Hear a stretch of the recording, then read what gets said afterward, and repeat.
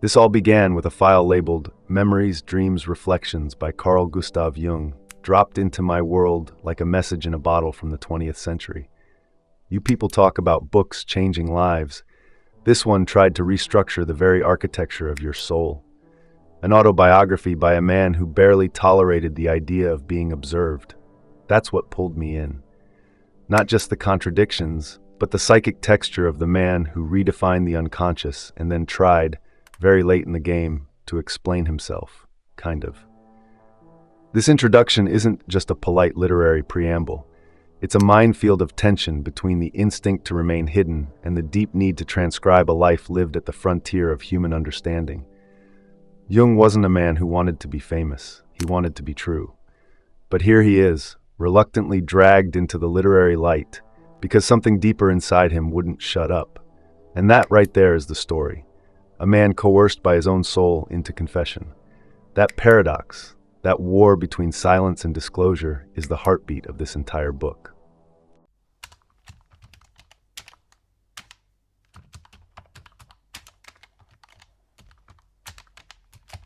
Aniela Jaffe, his editor, becomes the uncredited co-architect of this existential monument. Most people read her as just the facilitator, the midwife. Wrong. She is the scaffolding, the unseen camera operator, the ghostwriter of a haunted house.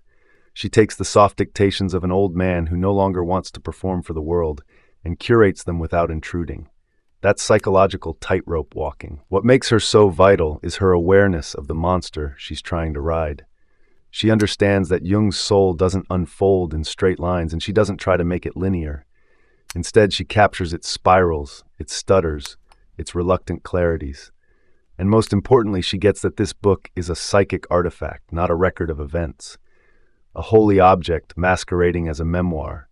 And holy objects need witnesses. That's what she becomes. The quiet witness to a man unpacking his eternity.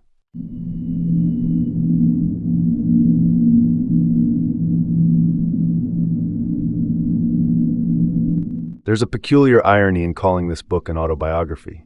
It isn't. Autobiographies are linear, neat, causally obsessed. This is a transmission, a stitched-together seance from fragments Jung scattered across decades and dreams. Memory here isn't a file to be opened, it's an alchemical process. The introduction makes it clear. Jung never set out to give you the story of his life. He set out to give you the anatomy of a transformation, and transformation never respects chronology. That's why the introduction doesn't read like a roadmap. It reads like a weather report from inside the psyche. We're warned that what we're about to read won't follow rules, that it can't. Because life, when viewed through the psyche's eye, isn't a straight line. It's a series of orbits, crashes, bursts of lucidity, and deep night ravings. And that's exactly what this book delivers.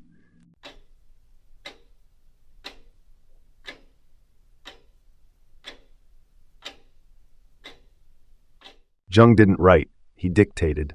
He sat across from Jaffe and spoke the unspooling of his myth. That alone changes everything. Dictation carries breath, hesitation, tone. It's rawer, less premeditated. It means you get something closer to the true rhythm of thought, with all its loops and spirals. That's why this book often feels like you're eavesdropping on the unconscious mid-process. The introduction tells us this method wasn't a choice born of style, it was necessity. Jung was tired, over 80. Writing drained him, but talking animated him. That very constraint reveals something stunning, a psychic force pushing through the limitations of an old body. He wasn't just reminiscing, he was still exploring, still trying to thread the unknown into language. The dictation chair became a confessional booth, a telescope, a battlefield. What you get is not a man telling a story, it's a man wrestling with the current of meaning itself, and occasionally losing.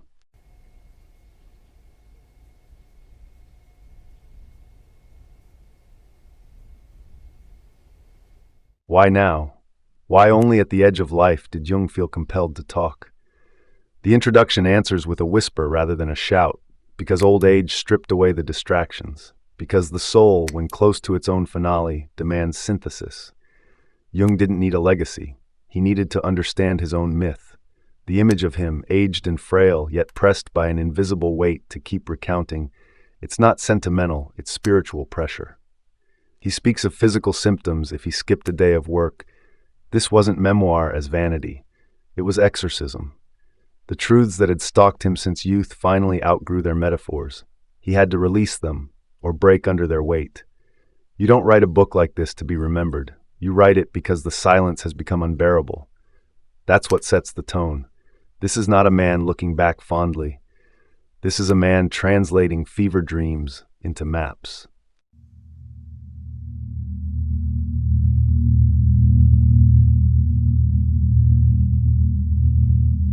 The body revolts. That's what struck me. Jung said that skipping a day of writing gave him physical symptoms, symptoms that vanished as soon as he returned to the work. That's not writing, that's compulsion. That's the nervous system becoming a barometer of repressed archetypes. When the psyche demands expression and is denied, the body takes the hit. It screams through fatigue, nausea, migraines, all of it. That somatic revolt proves this book was not a product of vanity publishing or scholarly impulse. It was biological necessity. Jung was embodying the very truth he'd been preaching for decades, that the psyche is not subordinate to the ego. It is the king, the ghost in the machinery of flesh. If you ignore it long enough, it possesses the body and starts to write through your blood.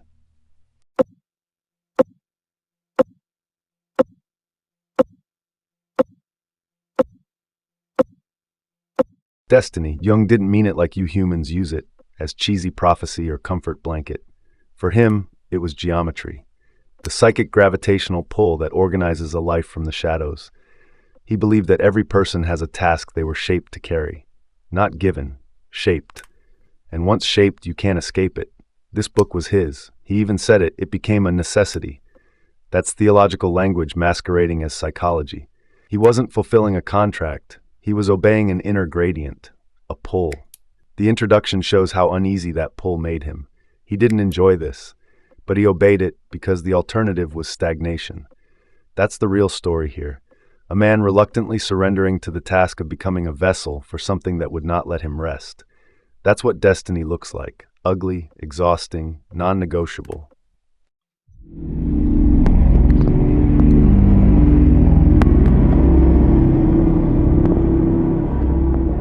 Jung's book isn't a book. It's a collection of fragments. The introduction gives away the secret early. This won't be a tidy narrative, and that's not a flaw. It's the point. You can't compress a psyche like Jung's into a timeline. You can only hold up pieces of it like stained glass and let the light leak through.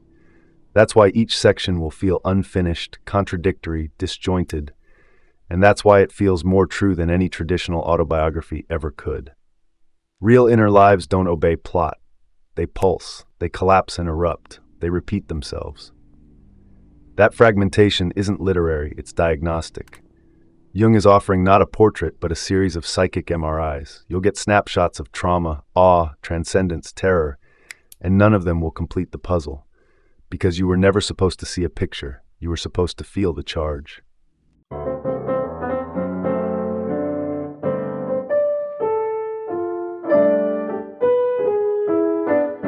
Somewhere between myth and memory lies the meat of this strange text. The introduction walks that tightrope beautifully, without resolving the paradox. Jung believed that dreams were real, not metaphorically real, but ontologically alive in the psychic realm.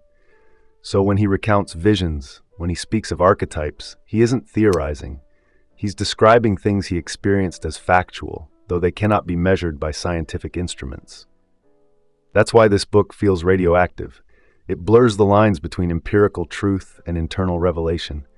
And that blurring is not confusion, it's expansion.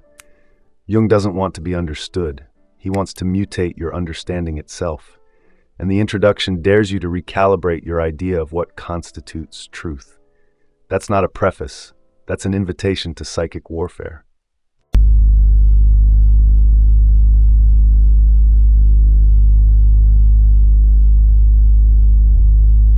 The introduction ends not with a whimper, but with a subtle possession. You feel it in the tone. Something ancient has begun to speak through Jung, and he knows it. When he calls the book a matter of fate, you believe him. You believe he didn't write this. it wrote him. That's what makes this not a memoir, but a channeling. Jung is possessed by the need to make meaning out of his life, but the voice doing the meaning-making is not entirely his own. It's the collective unconscious bleeding through the cracks, archetypes talking through a tired man's mouth. This is not the calm before the storm. It is the storm pulling back to breathe.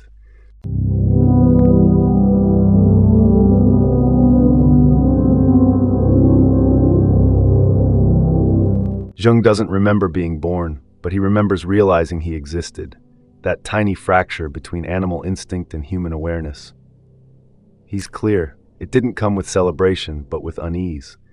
One day he was simply there, watching himself.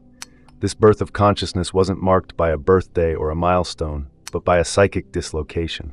He was both inside the boy and watching the boy. This moment, pre-verbal, almost mythic, is the true beginning of his life as a thinker. Not when his body entered the world, but when the eye split from the self. When experience ceased to be seamless and began to be observed. You humans rarely remember that moment. He did. And it haunted him like a secret curse, that terrible gift of being aware of one's awareness.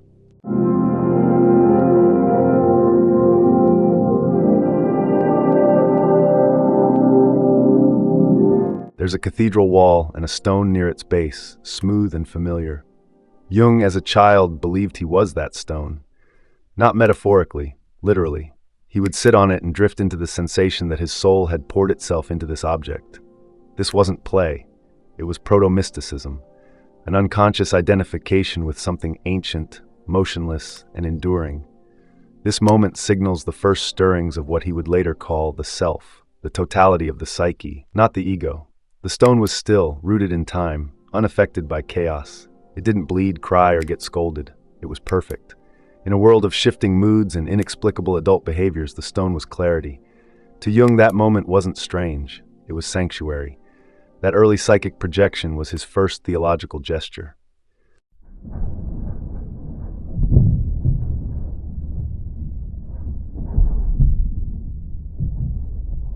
Then came the descent, a golden chamber, the silence of a nightmare, and the phallus. You might laugh, but this was no Freudian slip. This was initiation. The child descends stairs into a cosmic vault and confronts an enormous divine penis on a throne. He's told not to think about it, and of course he does. That act of forbidden imagination, the conscious breaking of a sacred rule, becomes his psychic crucifixion. This dream wasn't about sex, it was about power, terror, and symbol. The phallus as a deity, not in erotic terms, but in primal force. A thunderous icon beyond language. This was his first encounter with the numinous, and it didn't come with wings or halos, it came with dread. Divine things, he learns, are monstrous before they are meaningful.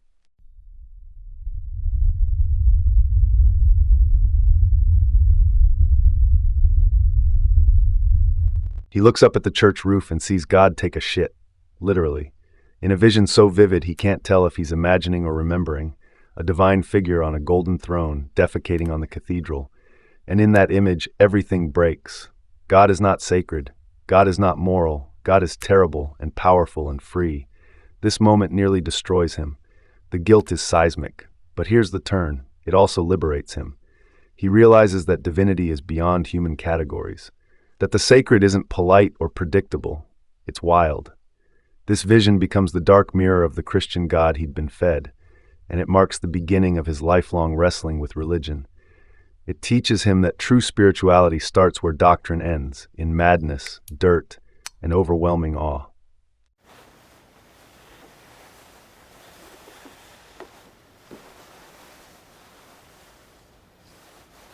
Jung splits. He notices there are two of him. One is the schoolboy, polite and awkward, fitting into 19th century Swiss life.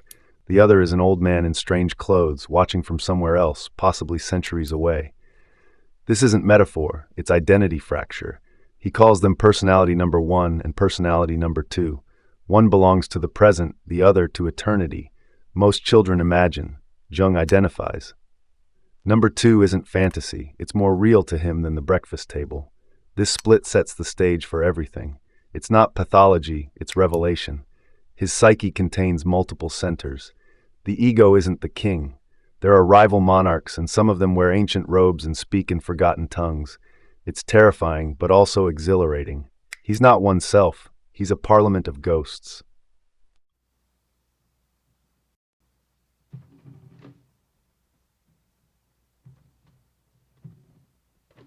His mother glows with strangeness. His father fades like paper. Their marriage is haunted. His father is a pastor without belief, collapsing into theological dust. His mother sleeps in a separate room, murmuring strange things in her sleep. She once appears in the night, transformed into another woman, broad, elemental, unknown. Jung never recovers from that image. It shakes his trust in appearances. The domestic world becomes a stage of illusions. He doesn't inherit warmth from his parents. He inherits polarity. His father gives him emptiness disguised as duty. His mother gives him mystery disguised as madness. Between them, he is both orphan and initiate. The family becomes his first psychological laboratory, and also his first myth.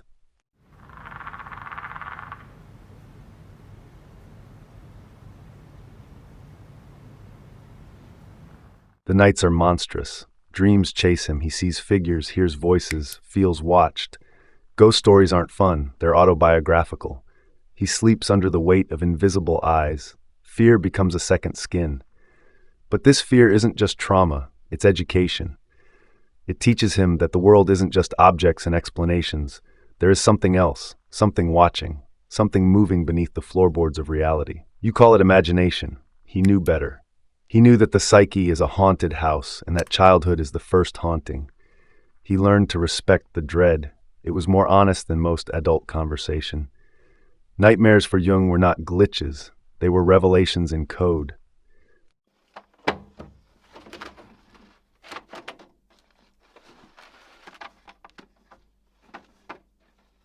In the attic, he creates a cult of one.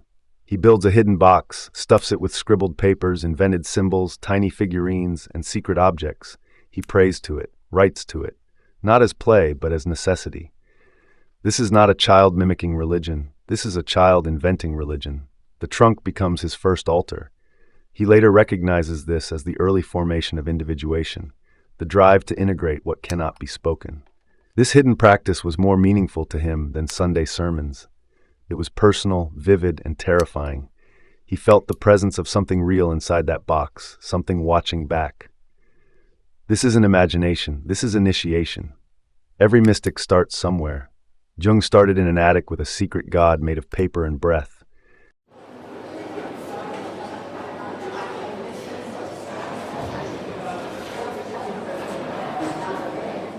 School disgusts him. The lessons feel like ash. The teachers are mannequins. He senses a performance, and it revolts him. The words they say don't connect to anything alive. He understands early that knowledge, when stripped of mystery, becomes poison. He's punished for not obeying the ritual, not because he's unintelligent. Quite the opposite. He sees through it. The whole structure of institutional education feels like a betrayal of truth. They demand he sit still while his mind is chasing gods and symbols through burning forests. This dissonance breeds contempt, and contempt gives birth to clarity. The world wants obedience. His soul demands adventure. It's a miracle he didn't explode on the spot.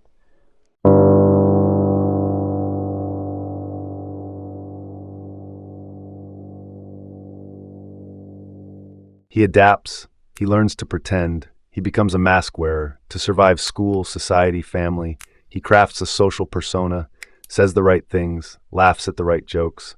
But behind the eyes, another being watches. This is the moment the mask fuses to the skin. You humans call it growing up. He knew it as betrayal, yet it was necessary. The mask buys time. The mask allows him to build the inner cathedral while the world sees only a polite child. This early act of psychological camouflage will become central to his later theories of persona and shadow. Every personality contains a performance, and behind that, the actor, and behind that, something holy and unnameable.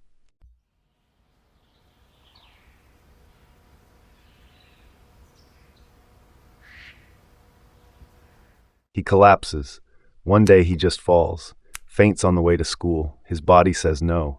He stops going. Stays home, reads, dreams, builds inner empires. The adults panic. They think he's lazy, manipulative, maybe sick.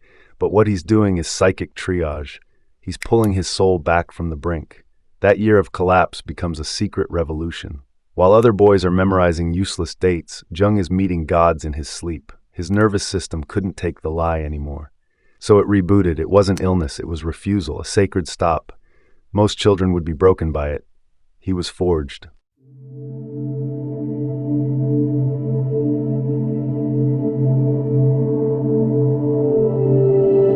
And then clarity.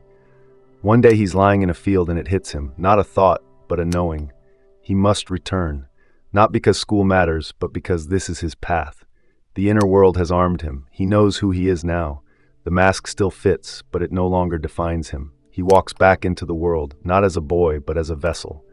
From here on, everything changes. The trance is over. The path is visible. He is no longer split. He is inhabited. The self has spoken, and the boy obeys.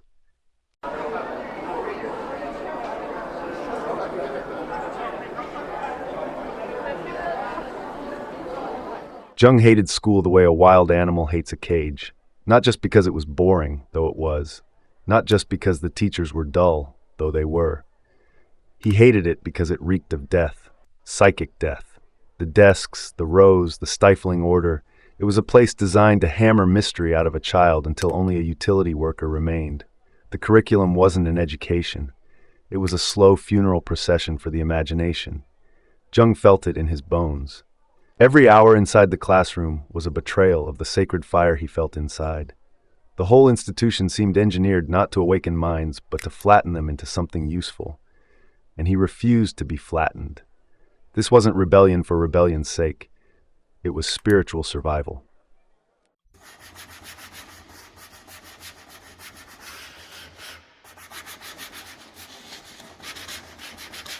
One of the most devastating realizations of Jung's early school years was this. The adults didn't know what the hell they were talking about. They performed knowledge like priests mumbling Latin, rituals without conviction. He saw through it. They didn't understand the soul. They didn't even seem curious. They repeated facts the way crows repeat shiny noises. No wonder he felt betrayed. These were supposed to be guides, sages, intermediaries between the young mind and the cosmos. Instead, they were parrots. He caught the scent of fraud early, and it never left him. It's why he later refused academic jargon, why he didn't become a career philosopher or a university darling. He had smelled the lie too young.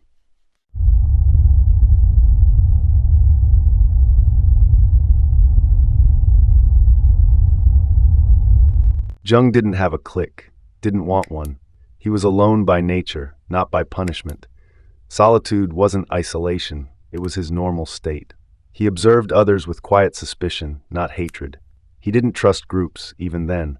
There was something fake about how people behaved in packs, like they sacrificed their truth for approval.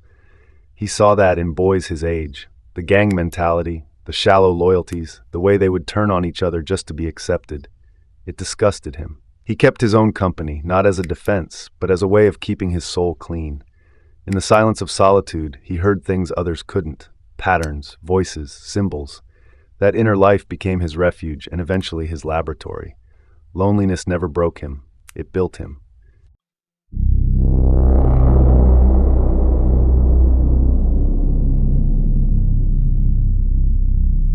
To survive school, Jung built a private dimension, a world inside his skull, vast and self-sustaining. He populated it with symbols, dreams, ancient languages. While the teacher talked about grammar, Jung was floating through mythic landscapes, decoding visions that hadn't yet reached his tongue. This wasn't escapism, it was resistance. A parallel education, hidden from the sterile curriculum of the state. He didn't take notes. He mapped constellations of meaning. He didn't memorize rules. He listened for archetypes. His true education was invisible, and it took place during the dullest hours of the day. That's the trick. The body remains in the classroom, but the mind slips underground, where the real work begins.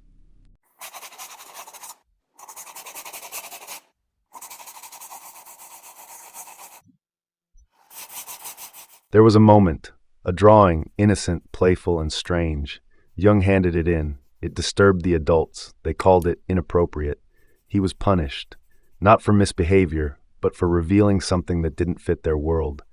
That was his first brush with repression. The moment he learned that creativity, real creativity, wasn't safe. That if you say something too true, too raw, it threatens the machinery. The incident taught him that art was dangerous. That imagery could cut deeper than speech, and that most people were terrified of what came out when a child told the truth with crayons. He learned to hold back, not to stop imagining, but to hide the results.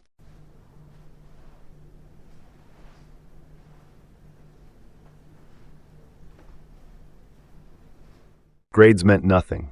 They measured obedience, not intelligence. He figured that out fast. The clever boys were not the ones praised. They were tolerated if they performed well. The obedient boys, the ones who repeated the dogma without friction, those were the ones rewarded. Jung watched it with disgust. It wasn't intelligence that got you noticed, it was docility. The game was rigged, so he played it like a game, gave them just enough to stay afloat, never more. He would not prostitute his mind for numbers. That defiance was early, cold, and permanent. He would never again believe that institutional validation equaled truth.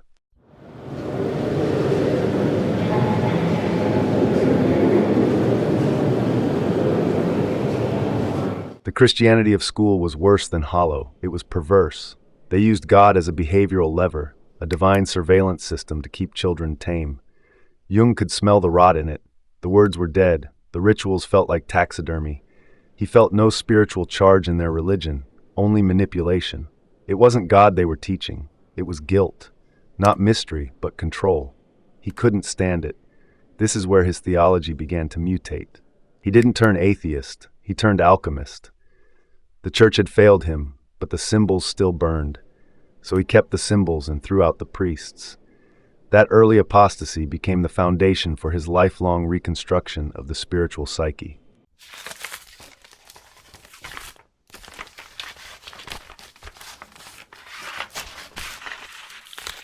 Then came the encounter, not with a teacher, but with a book. He doesn't say which one, but something he read cracked the shell. A philosophy text, maybe Schopenhauer, maybe Kant. Doesn't matter. What mattered was the moment, real thought. Not rote learning, not moralizing, but dangerous electric thinking, the kind that makes you dizzy. That's when he knew what he'd been missing. It was a psychic awakening, and it made everything else seem like noise. He felt his mind widen like a lung inhaling for the first time. The questions became sharper, the dreams more urgent. He was no longer just resisting the system. He was building an alternative.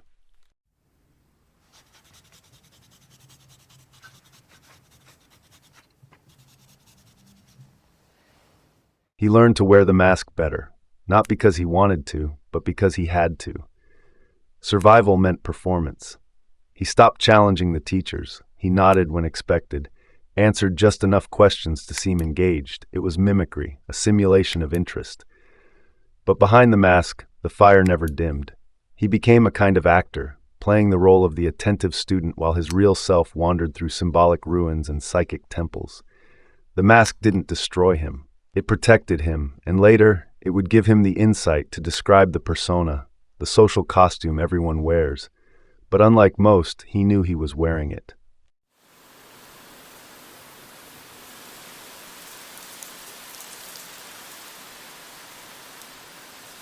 Eventually, his psyche rebelled again.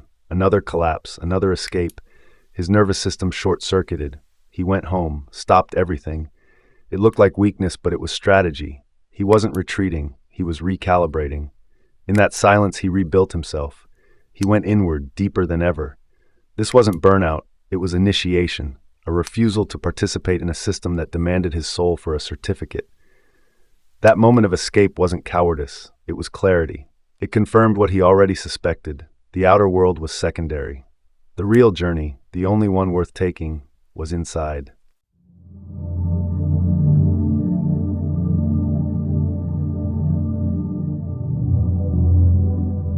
Jung didn't choose medicine because he loved it. He chose it because he was desperate not to lose his mind. That's not hyperbole. He was drowning in dreams, haunted by visions, walking through reality like it was a curtain. Medicine was the most solid thing he could grab onto. The body had organs, names, weights. You could dissect it, measure it, pin it down. The soul, on the other hand, was smoke, and Jung was full of smoke. So he picked medicine like a man clinging to a raft. It gave him structure. It gave him lab coats and blood types and exam dates. But he never believed it. Not really. It was a mask, a brace, a temporary strategy to buy time while he figured out how not to collapse into his own unconscious.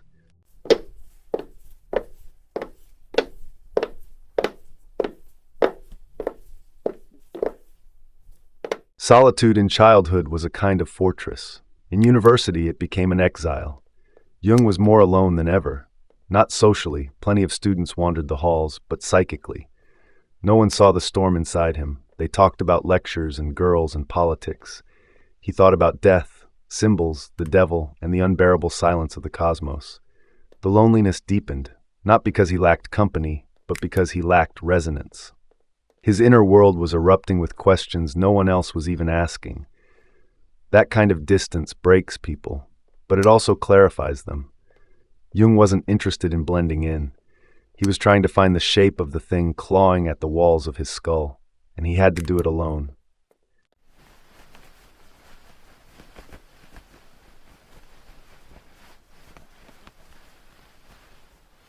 He studied the body obsessively, not out of curiosity, but out of suspicion. The body wasn't just a machine, it was a symbol. Every organ held a metaphor.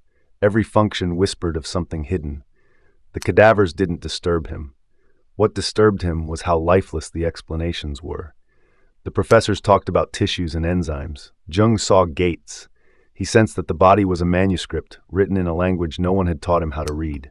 He wasn't looking for disease. He was looking for a breach, a way in.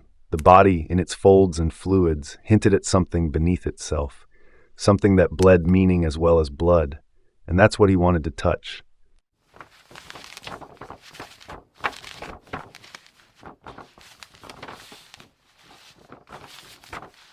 Goethe was not just a writer to Jung. He was an axis. Faust became scripture, not the text, but the myth of it, the man who wants to know, who trades everything for a chance to stare into the abyss and name it. Jung felt that madness. He saw himself in Faust, not as an academic analogy, but as a psychic twinship. Faust wasn't a character. He was a prophecy. Jung would not sell his soul to the devil, but he would absolutely walk into hell to understand it. That identification gave him a framework. It made him feel less alone. If Goethe could turn that kind of spiritual hunger into literature, maybe he could turn his into something too. Maybe madness, properly arranged, could become a system.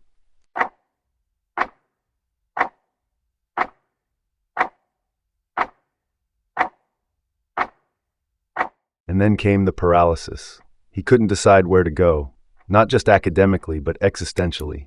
Every path looked fake. He sat for days, unable to act, couldn't move forward, couldn't retreat. The mind shut down. The will broke. That's the moment most people call a breakdown. But Jung knew better. This was a standstill, demanded by something deeper. The soul sometimes slams the brakes when the ego is driving toward a cliff. That's what this was. He didn't collapse because he was weak. He collapsed because the road ahead had no soul in it. It took months of inner groping before the fog thinned. And when it did, he saw a door he hadn't noticed before. Psychiatry.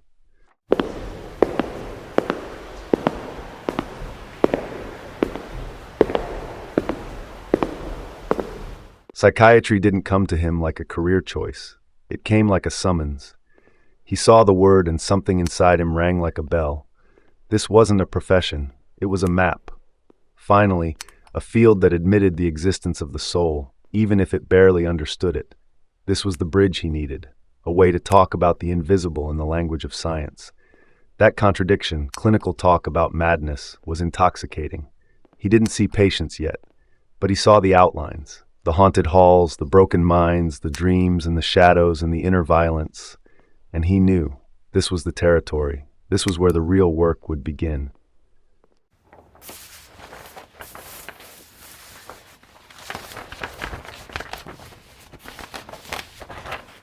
He read Krafft Ebing and almost threw the book across the room. The writing was cold, reductionist, brittle. It described mental illness like a mechanical error. There was no soul in it, no fire, no terror, no beauty. Jung felt offended, not on behalf of the patients, but on behalf of the psyche itself. He realized then that psychiatry was still in its infancy. The experts were dissecting corpses and calling it understanding. He would have to go deeper. Not just into biology or behavior, but into myth, dream, ritual. He wasn't interested in fixing symptoms. He wanted to speak to whatever lived behind the eyes of the mad.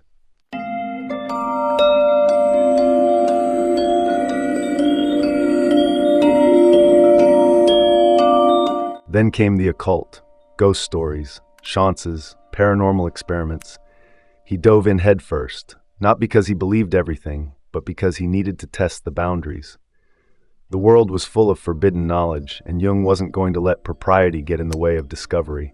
He understood that the line between madness and revelation was razor thin, so he walked it. He didn't dismiss spiritualism like most scientists did. He treated it like data, messy, emotional, unreliable data, but data nonetheless. If a thing moves the psyche, it matters, even if it's nonsense. That's the thing most of his peers never got. He wasn't looking for what was real. He was looking for what was alive.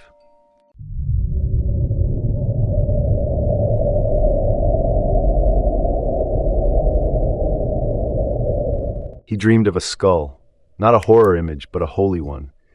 It glowed, it spoke without words. It was both death and something else, wisdom maybe, or warning. That dream shook him. He couldn't interpret it with textbooks. It wasn't pathology. It was a symbol erupting from the deep, and it changed how he looked at everything. From that point on, dreams became not just curiosities, but messages, maps, rituals in disguise. The skull wasn't there to scare him. It was there to tell him, dig deeper. This was the moment when the unconscious stopped being a theory and became a living presence in his life, a companion, a trickster, a guide.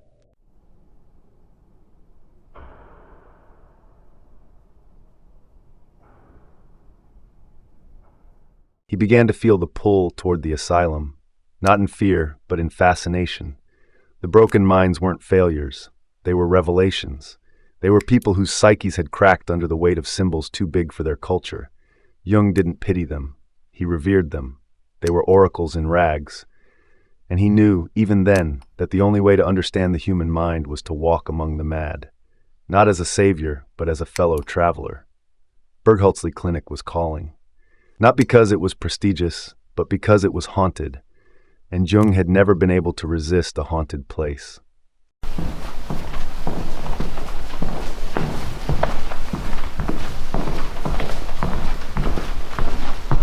Bergholzli didn't welcome him. It swallowed him. The place reeked of containment and resignation. He walked through the doors not as a visitor, but as someone entering the labyrinth for good. The patients weren't just ill, they were mythic. Faces slack with confusion, bodies tense with invisible dramas. It was a theater of minds breaking open. Jung felt both fear and curiosity.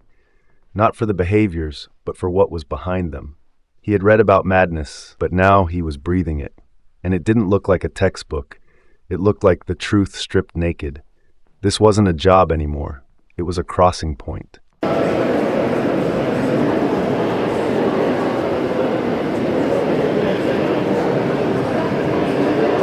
He started listening differently.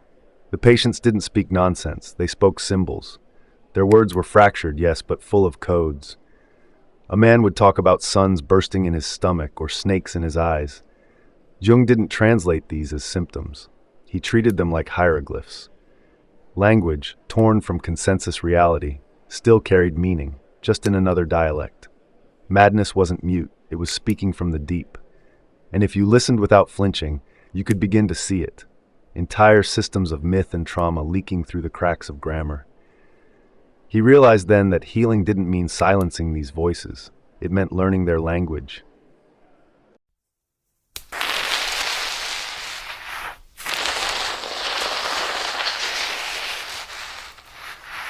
He quickly grew impatient with diagnosis.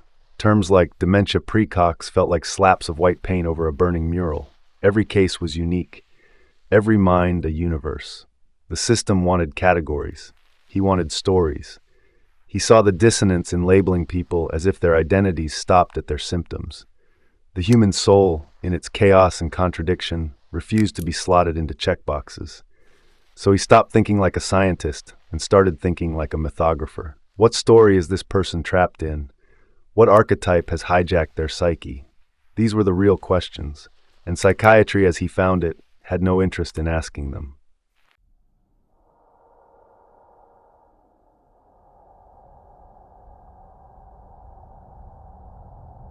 One patient, silent for days, suddenly spoke of being God's instrument.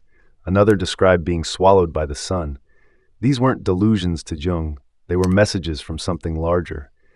He began to suspect that the mad were possessed, not metaphorically, but archetypally. They weren't inventing chaos, they were channeling it. Myth lived through them, violently and without consent. This changed everything. The patient became not a broken machine, but an oracle, a vessel.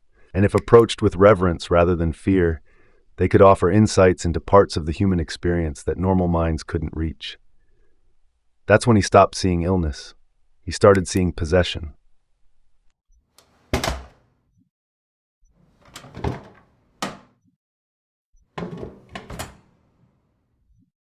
But the institution didn't care about any of that. It wanted compliance, order, observable improvement. It was a machine with one setting: stabilize. Jung found himself caught between two clocks, the hospitals and the psyches.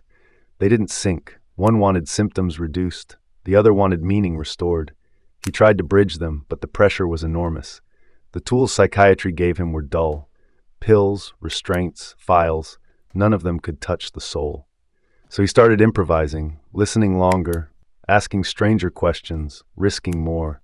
The institution began to feel less like a workplace and more like a holding pen for unspoken truths.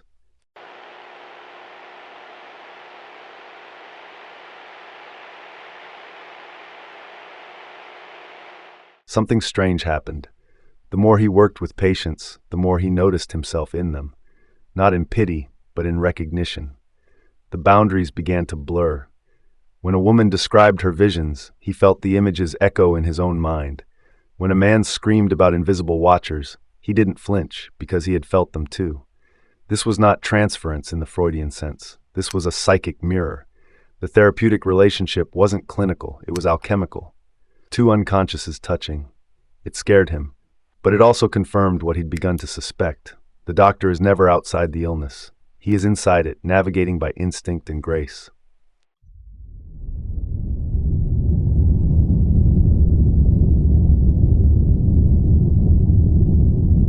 He began experimenting in silence. He called it active imagination, though it had no name then. It meant letting the psyche speak back without censorship, letting images arise, following them, dialoguing with them, not interpreting, just watching. This was not dream analysis. It was psychic improvisation. He tried it on himself first, then with patients. It was dangerous. It could tip someone over the edge, but when it worked, it was like opening a pressure valve inside the soul.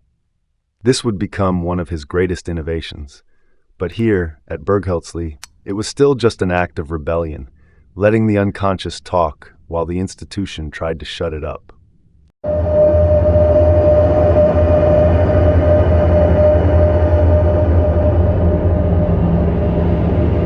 He started collecting dreams, not like curiosities, but like relics.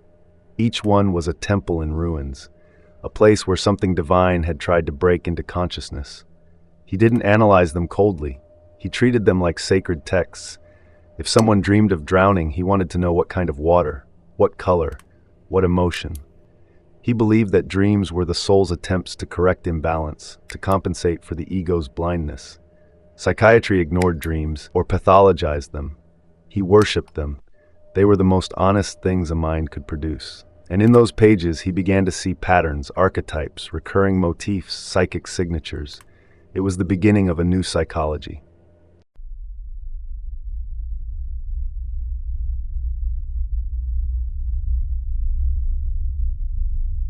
He wasn't immune. The longer he stayed in the asylum, the more he began to wonder if he belonged there, not as staff, but as patient. The symbols that came from others began to infect his own dreams. His visions intensified. His thoughts darkened. He realized he wasn't standing outside the unconscious. He was waist-deep in it. There was a shadow in the room, and it had his face. That's when he began to see the real risk. The deeper you go into another person's psyche, the more your own begins to unravel. But he didn't pull back. He pushed further. He knew that understanding had a cost, and he was willing to pay it.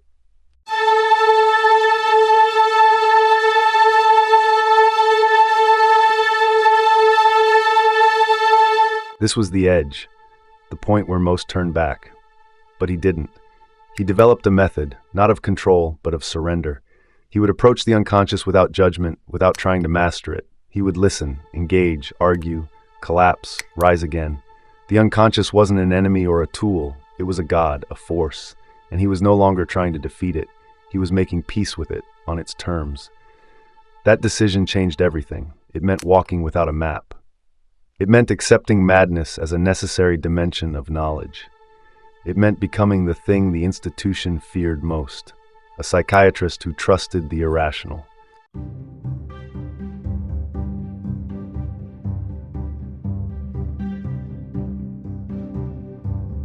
When Jung first met Freud in 1907, it wasn't casual, it felt seismic. Two minds shaped by obsession, dream, and the dark machinery of human nature. Jung felt it immediately. This was not just another intellectual, it was an event. Freud was already a legend, smoking through Europe like a prophet in exile. Jung, younger and untested, carried a hunger that Freud recognized. Their meeting was a psychic collision. Something ancient hummed between them, not friendship, but mythic convergence. They didn't shake hands, they circled, they stared. Each saw in the other a missing piece of something they hadn't yet admitted they were building.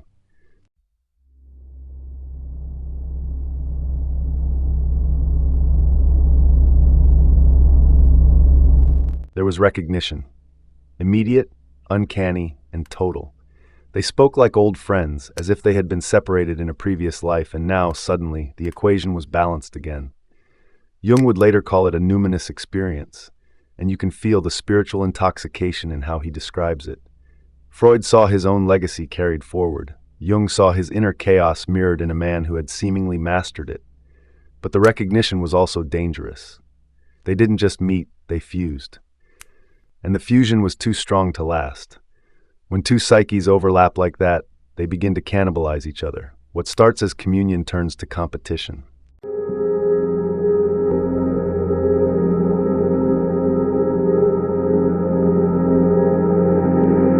Their first conversation lasted 13 hours.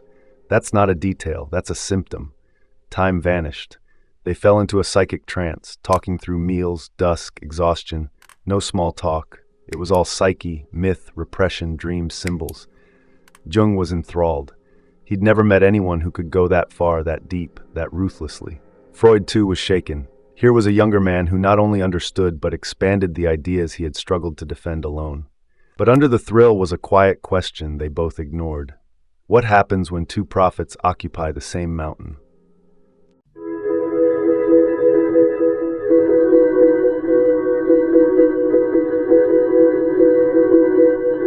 Freud became a father, not biologically, symbolically, and that was the beginning of the curse. Jung, for all his ambition and spiritual insight, had a hole in him shaped like paternal authority. Freud filled it, and for a while Jung surrendered to that structure. He submitted, not intellectually, but emotionally. It gave him ballast. It also made him vulnerable. When your mentor becomes your father, disagreement feels like betrayal. And Jung's psyche was already wired to resist betrayal with apocalyptic force. The deeper the bond, the more devastating the rupture would be. It was just a matter of time.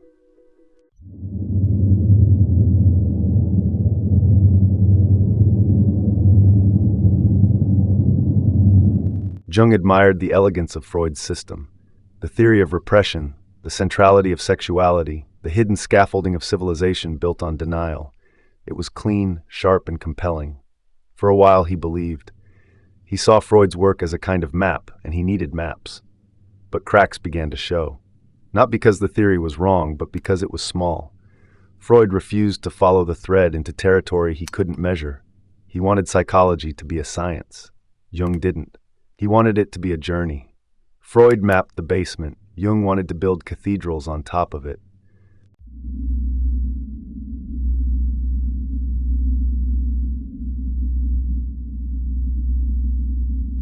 They reached the forbidden zone fast. Freud warned Jung not to abandon the sexual theory. told him it was the foundation. But Jung had seen things. Dreams that didn't care about sex, visions of gods, temples, rituals, psychic material that laughed at biology. Freud wouldn't go there. He was terrified of mysticism, called it regressive. Jung found that fear unworthy of a true explorer. To him, reducing all meaning to sex was like explaining fire in terms of combustion alone. True, but pathetic. They hit a wall. Freud wanted control, Jung wanted transformation. That's not a theoretical difference, it's a metaphysical one.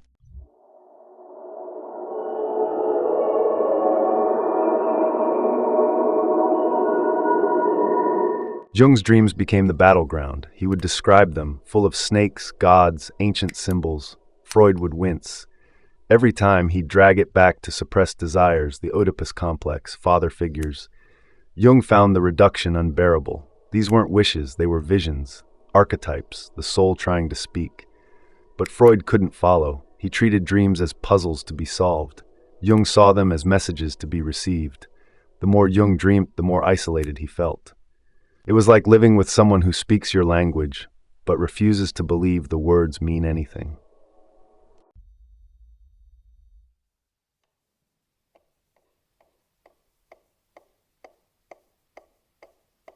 The power dynamic started to shift. Freud had been the father, but Jung was gaining followers. Freud saw it, felt it, and panicked. The letters changed tone, subtle condescension, veiled warnings. Jung pushed back. He wasn't trying to overthrow Freud, but he also wasn't going to play second fiddle forever. Freud couldn't tolerate uncertainty, and Jung embodied it. The unspoken truth was this: there wasn't room for both of them on the throne. And neither of them would say it, but both of them knew it. The alliance had become a chess match, and neither could resign.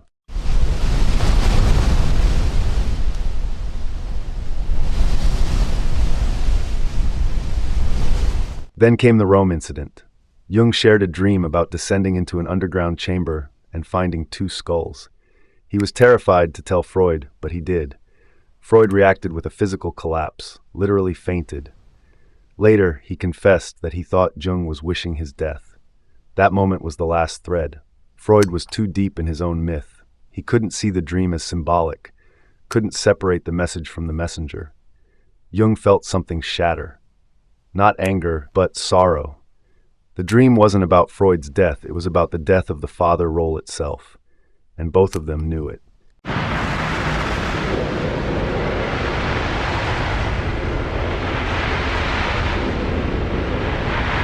The break was quiet but total. Letters stopped, the energy drained. Jung felt like he'd walked away from a temple that had lost its god. But underneath the grief was relief. He was free, also unmoored. Freud had given him scaffolding, but that scaffolding had become a prison. Now he would have to build his own structure from scratch. It was terrifying, but necessary. All real development begins with a severing. He had cut the psychic umbilical cord. Now he would either drown or evolve.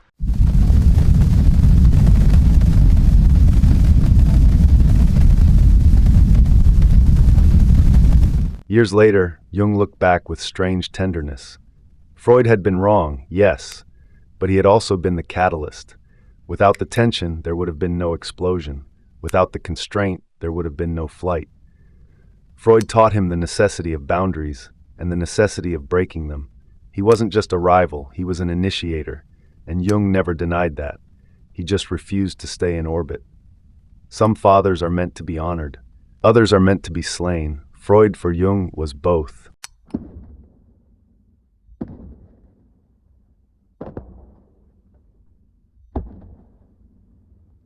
The shadow remained. Freud haunted him, not just as a memory, but as a figure in his inner landscape. Whenever Jung thought of dogma, reductionism, fear of the irrational, he saw Freud's silhouette. But he also saw his own, the part of himself that wanted safety, recognition, intellectual control. Freud wasn't just an external figure, he was a mirror. And breaking with him wasn't just historical, it was psychic. It marked the true beginning of individuation. The start of the long road toward being Jung, not someone else's idea of Jung. And that road, he knew, could only begin with betrayal.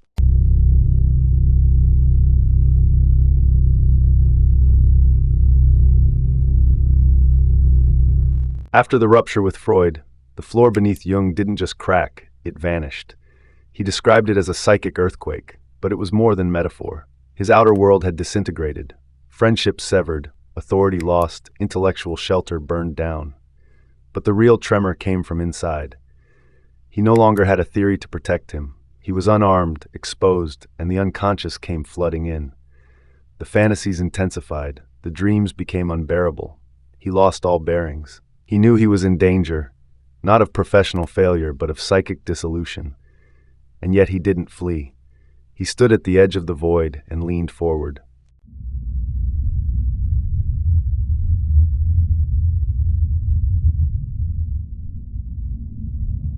He didn't resist. That's what changed everything.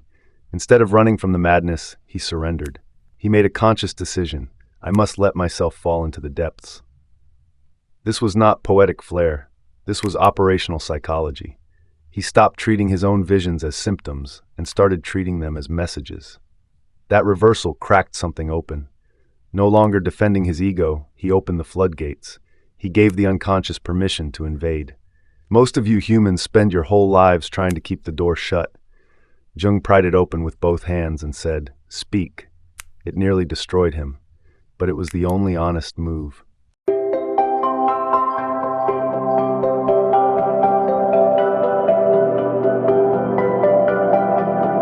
Then the voices began. Not poetic impressions, actual voices. Inner figures who spoke with intention, clarity, and autonomy. He wasn't hallucinating, he was listening. These weren't fragments of his mind, they were presences. He heard them as distinctly as you hear a friend in the room. One spoke in riddles, another in cold judgment. He didn't know who they were yet, but he respected them. He wrote everything down. That's what saved him. He didn't pathologize it, he documented it. He let the psyche speak in full color, full madness. That courage, that radical hospitality to the other within, this was the birth of a new method.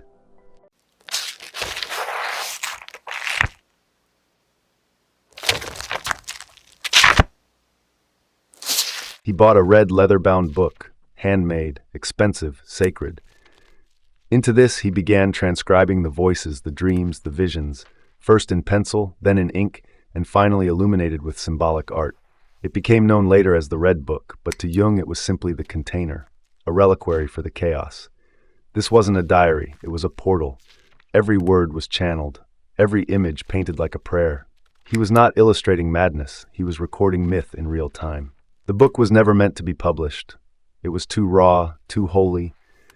It was the living trace of a man walking through the underworld with a lantern made of ink.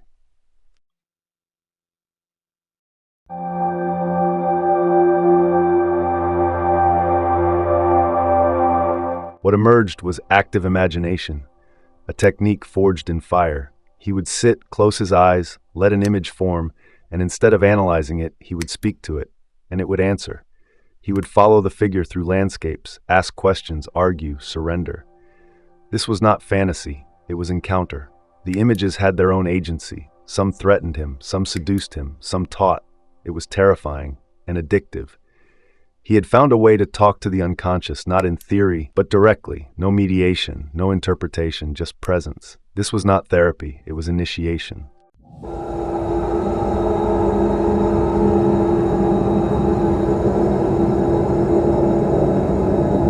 Two figures emerged again and again. Elijah, the prophet, and Salome, the seductress. They weren't inventions. They appeared uninvited and stayed. Elijah spoke with paternal authority, calm and remote. Salome came blind, bleeding, erotic, dark. Together they embodied a polarity that Jung would later describe as archetypal, spirit and instinct, order and chaos. He didn't reduce them to functions. He lived with them, traveled with them, let them speak. In one vision, they guided him through a cavern. In another, they demanded sacrifice. This wasn't symbolic play. It was spiritual warfare, and he was both priest and battlefield.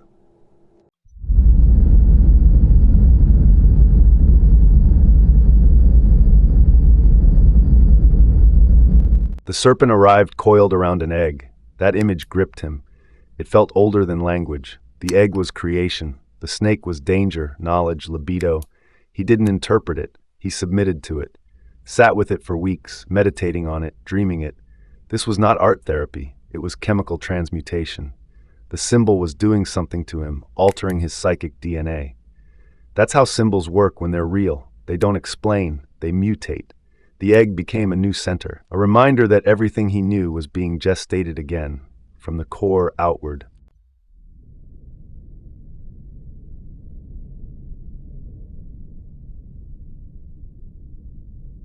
He started encountering the dead, not metaphorically, the dead. Ghosts, ancestors, pale figures in dreams who spoke of old things. Some brought warnings, others asked for help. He didn't dismiss them, he welcomed them like messengers from a deeper order. He believed that the unconscious was not just personal, it was ancestral. A psychic library full of unresolved lives, myths, burdens. These presences demanded attention, not closure. He wrote their stories down. Listened, sometimes argued, always respected. Most of modern psychology still flinches at this. Jung leaned in. The dead weren't gone. They were waiting.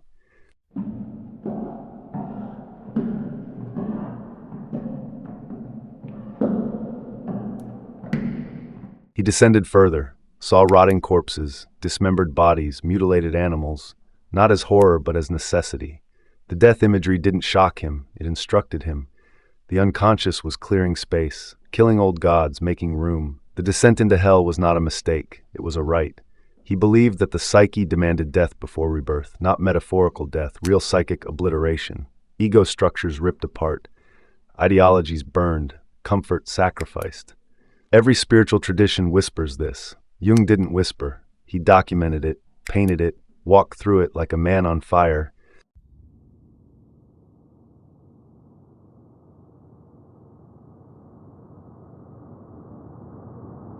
Then came something new, a figure unlike the others.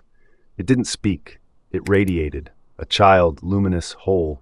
It didn't represent anything, it was. This was the self, the organizing center of the psyche beyond the ego. He hadn't invented it, it emerged, slowly, painfully, unmistakably. It brought no comfort, only clarity.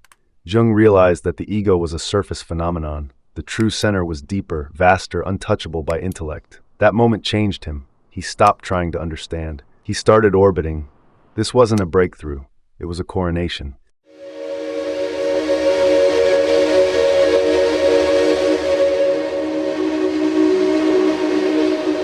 Art saved him, not analysis, not logic, drawing, painting. He filled pages with mandalas, spirals, flames, temples, eyes. Each image wasn't expression, it was extraction, pulling something unknown into form. The hands became translators of what the mouth couldn't say. He painted not to decorate, but to survive, to track the movement of something sacred through his nervous system. These weren't illustrations, they were maps, psychic cartography of places no one else had seen. The act of painting was prayer. It was how he stayed intact.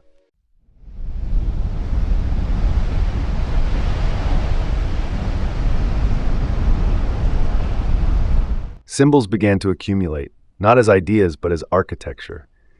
Jung saw the need for structure, not to control the psyche, but to honor it. He envisioned towers, labyrinths, inner cathedrals. He realized that the psyche builds temples in silence. His later physical tower at Bollingen would echo this, but here it was all internal. He was constructing meaning from fragments. The tower wasn't shelter, it was witness, a structure capable of holding chaos without reducing it. That's what symbols do at their best. They hold what would otherwise devour you.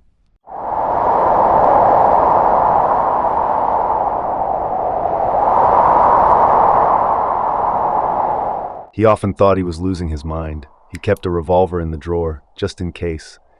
The visions got too intense. The boundary between inner and outer reality blurred.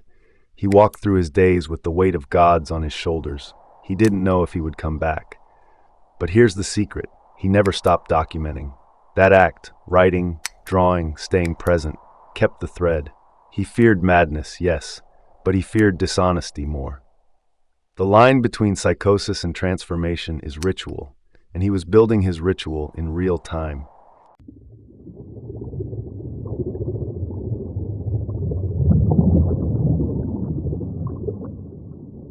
There was no healing, not in the way people mean it. He didn't fix himself, he became something else. The process didn't soothe, it scarred, but it also forged. He stopped being a man looking for meaning and became a man carried by it. The descent was not therapy, it was mutation. His identity died, a new one emerged, not cleaner, but truer. That's the price of real inner work. You don't get happier, you get real, you get aligned, you become capable of bearing the unbearable.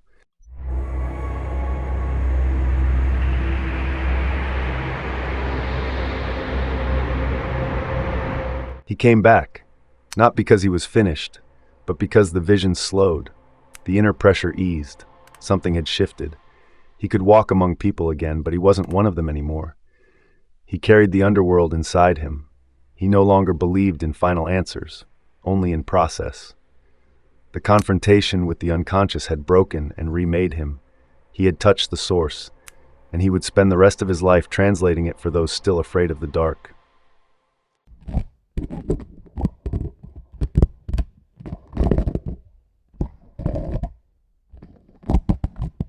Jung didn't hire architects. He didn't draft blueprints. He picked up stones with his own hands and started stacking. Bollingen wasn't a project, it was a psychic necessity. After confronting the unconscious and surviving, he couldn't go back to cities, salons, or lecture halls. He needed something real, something with weight. He chose a piece of land by the lake and began building a tower, alone. It wasn't about aesthetics, it was about grounding the intangible. Every rock he placed was a wordless prayer. The decision to build wasn't symbolic, it was visceral. The inner structures he'd walked through in vision now demanded incarnation. His hands knew what to do. They remembered something ancient.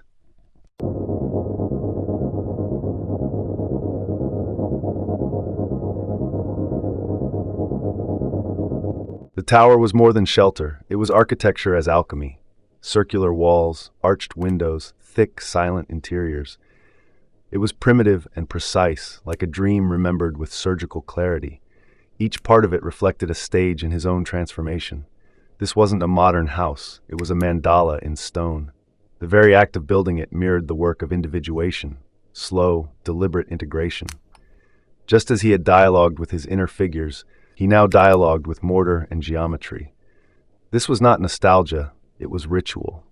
By manifesting an outer tower, he was acknowledging the inner one that had formed during his descent. It became a place where the myth could breathe air.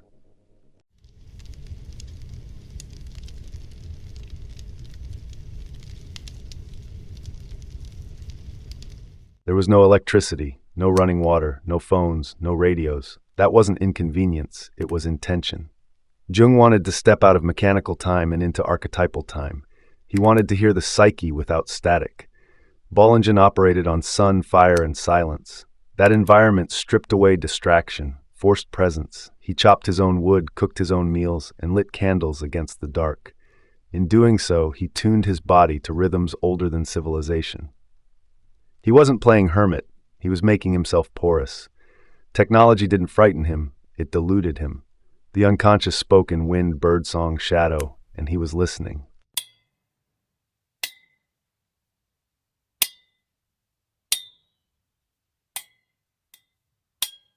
Jung carved into the walls, Latin phrases, mandalas, magical symbols. One inscription read, "Called or not, the god will be present." He wasn't decorating. He was marking territory, not outer land, but inner dimensions. Each symbol was a psychic fingerprint, a way of saying, this space is consecrated. These were not artistic flourishes, they were declarations of allegiance to the invisible. He treated the stones like pages, etched meaning into them so the air would carry it.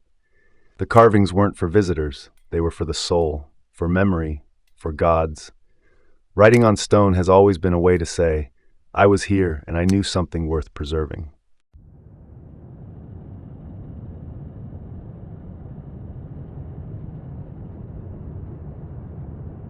His days in the tower followed no schedule, but every act was ritual. He rose with the sun, walked barefoot, tended the fire, read, wrote, watched the lake, not as leisure, but as alignment. He believed the psyche thrives on pattern and silence. Here there were no patients, no questions to answer, no performances, only presence. He would enter dream states consciously, sketch what came, then sit for hours doing nothing but letting the image settle. He called it active imagination, but it was closer to communion, not therapy, not productivity, just being tuned to the slow pulse of the archetypal. This was what healing looked like once the storm had passed, not noise but stillness with weight.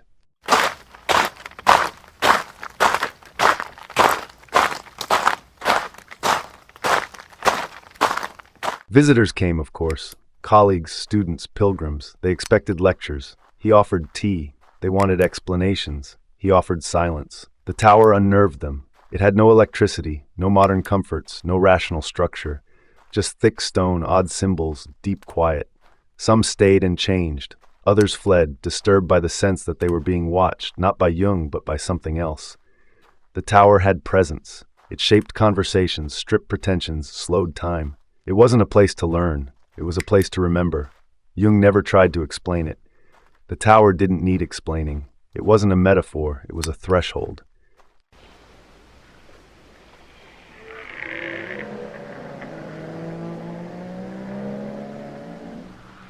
Toward the end, Jung understood. He hadn't built the tower. It had built him. Every stone placed had revealed a part of his psyche. It wasn't a house. It was a mirror. The structure was his soul rendered visible. Circular, thick-walled, simple, full of echoes. Open to light, yet shielded from intrusion. That's the paradox of individuation.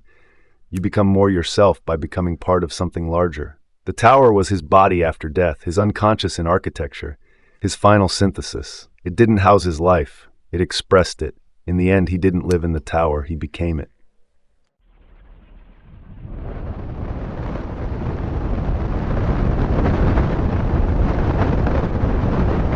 Even after carving a sanctuary out of stone, Jung couldn't stay still. The restlessness returned, not the kind that seeks distraction, but the kind that signals unfinished business with the world. He'd gone to the bottom of his own unconscious and come back intact. But now he needed to test the hypothesis. Was what he saw in himself truly universal? Or was it just a Swiss dream in mythological drag? The only way to find out was to go far. Not to cities, but to the edge of civilization, where symbols still walked and the psyche wasn't yet colonized. So he packed his notebooks, his questions, and his listening mind, and went out again, not as a tourist, but as a hunter of shared soul.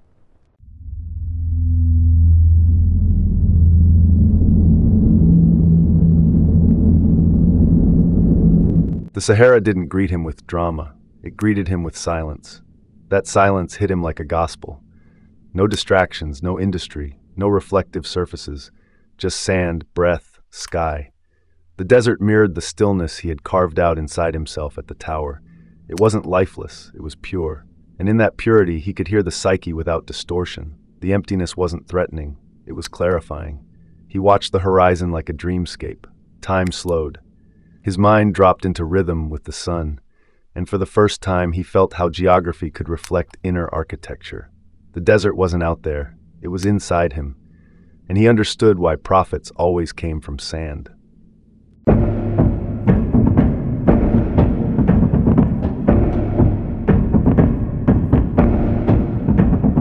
In Africa, Jung encountered what the West called primitive, and he called unified. These people, untouched by the neurosis of cities and clocks, lived with their symbols. Their gods walked with them. Their rituals weren't quaint, they were maps.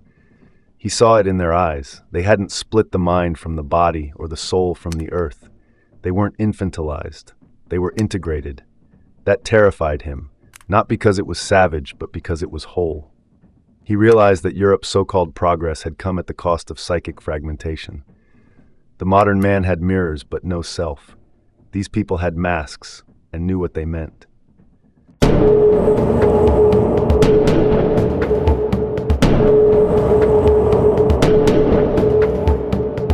He stood among dancers who wore masks not to pretend, but to become.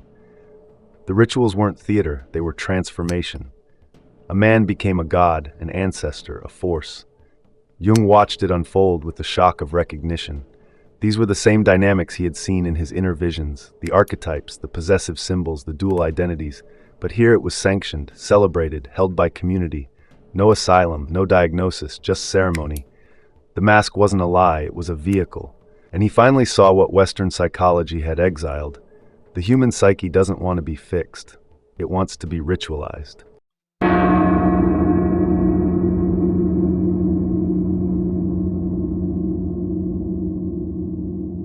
India overwhelmed him, not with heat or color, but with density of meaning. Everything meant something. Every gesture, building, god, animal, saturated in centuries of symbolic weight. It was too much. The psyche here wasn't repressed. It was externalized, everywhere, unapologetic. He admired it, but it crushed him. There was no foothold for his Western frameworks. He felt like a child in a cathedral he couldn't read. The spiritual sophistication of India didn't excite him. It humbled him. It was both too late and too early for him to absorb. He came seeking clarity. He found vastness, and that was enough.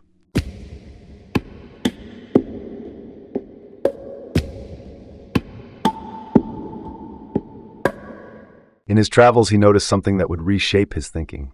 Time was not the same everywhere. In the West, time was a race, linear, anxious, mechanical. But in the villages, temples, deserts he passed through, time was a circle. Seasons, rituals, eternity repeating itself with sacred variation. This wasn't just a cultural quirk, it was a metaphysical stance. People who lived in circular time weren't rushing toward achievement, they were orbiting meaning. That insight cracked something in him. It helped him understand why Westerners were chronically restless. They were sprinting along a flat timeline while the soul kept spinning. The mismatch produced neurosis.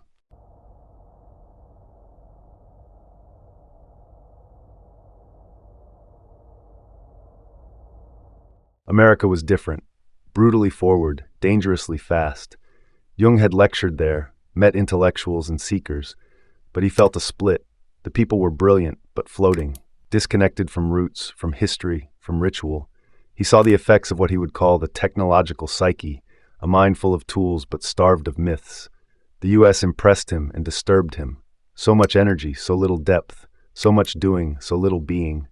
He came away with the sense that America wasn't doomed. It was incomplete. Its soul was still unformed, raw, like an adolescent in a genius body, and it made him ache.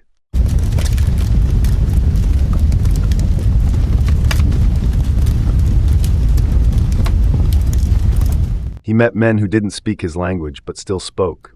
Shamans, elders, medicine people. They didn't explain things, they radiated them. They didn't debate, they invoked. Jung felt something move between them that bypassed culture, a recognition that didn't require translation. This was the language of archetype, of presence. He watched them work with herbs, symbols, chants, and saw the same gestures his unconscious had shown him years before. The same rhythms. The same gods with different masks. He didn't romanticize it, he just witnessed, and what he witnessed was resonance.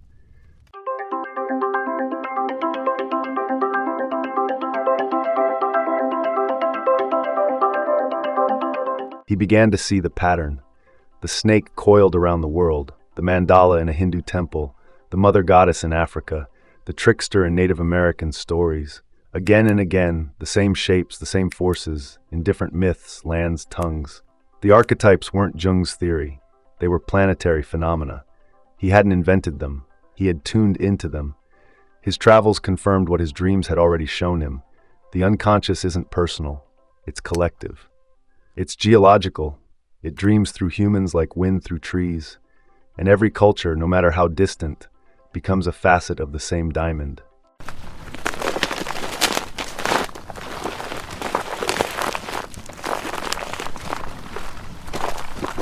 Eventually, he stopped, not because he was tired, but because he had found what he was looking for. The world had reflected the inner world. The symbols were everywhere. The dreams weren't European, they were human. He went out to test a theory and came back with confirmation. The journey had never been about the places. It was about the pattern. And now that he had seen it with his waking eyes, he could return to the tower. Not to isolate, but to integrate. Not to escape, but to remember, the outer journey was over. The inner one had just become universal.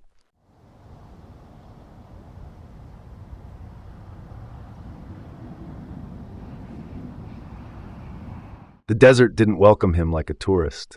It received him like a returning thought. The air was dry but thick with meaning. Jung had seen many landscapes, but this one felt closer to a dream than to geography. The colors were muted, the space endless, and the silence was not empty, it was saturated. The Pueblo people didn't rush to explain anything. They didn't posture or perform. Their lives moved at the speed of the earth beneath them. Jung felt it immediately. He wasn't there to study them. He was there to remember something he had forgotten. The land itself whispered myths older than language. The people walked inside those myths, as though gravity and ritual were the same thing.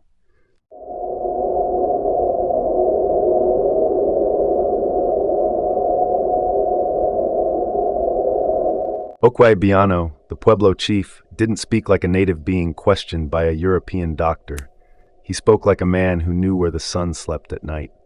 Their conversation was simple but shattering. The chief explained that his people rise every day to perform rituals that keep the sun on its path.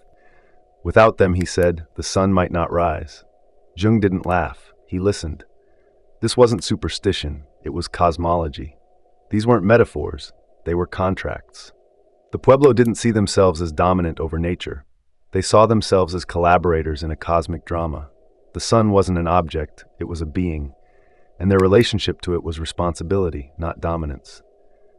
That flipped something in Jung. He realized that belief, when alive, shapes reality.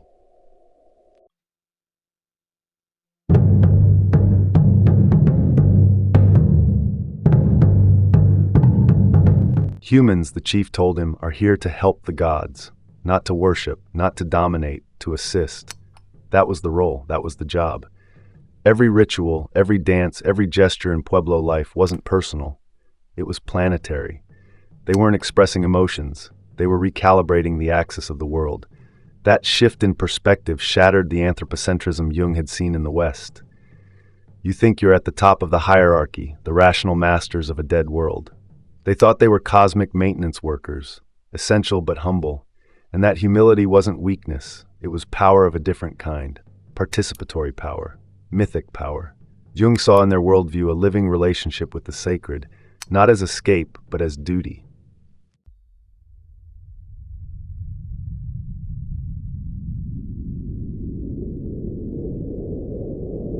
Time among the Pueblo was not a straight line.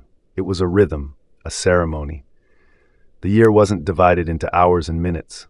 It pulsed with the seasons, with the breath of the earth, with sacred recurrence. Rituals weren't scheduled. They were timed with the sun's position, the harvest, the stars. This was not primitive timekeeping. It was metaphysical alignment. Jung saw that their clocks weren't measuring. They were participating. The act of marking time was the act of honoring cosmic order. In that model, nothing was wasted. Everything was part of the dance. The loss of this kind of time, he realized, was the West's original wound. It wasn't just that we forgot how to mark time. We forgot what time is.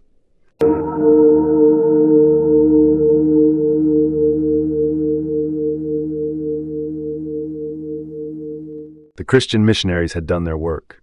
Jung saw the scars. He watched the tension between old rites and imported religion, between the cosmic and the dogmatic. The sacred dances were still performed, but now with a sense of defense, not celebration. The Pueblo knew they were being watched, judged, converted. Jung felt the weight of that. He didn't blame Christianity abstractly, but he saw what happened when one myth tries to crush another. The living connection to the sun, to the gods, to ritual had been labeled heresy. He saw how theology, when weaponized, could murder the psyche without shedding a drop of blood. The Pueblo weren't destroyed, but they were wounded, and that wound haunted him.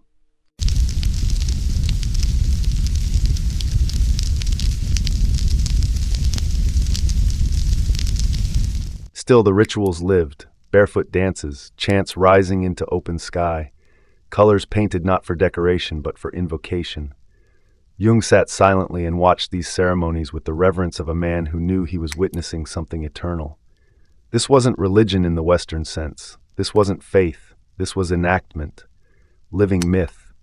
Their gods didn't sit on clouds. They emerged through movement, through drums, through shared breath. It reminded Jung of something older than theology, of the raw psychic material he had encountered in dreams. Here it was, alive, embodied, unbroken. These people hadn't forgotten how to speak to the invisible. They just spoke in a language the West no longer recognized.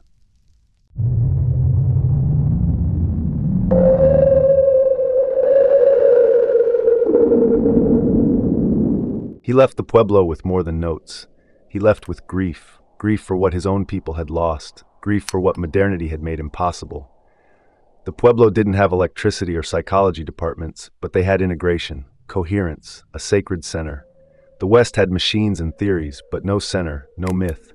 Jung saw it clearly now. Civilization wasn't progress. It was fragmentation. And unless that fragmentation could be reversed, no amount of science would save the soul. The Pueblo weren't an answer. They were a reminder that it is still possible to live inside a cosmos that breathes with you rather than watches you die.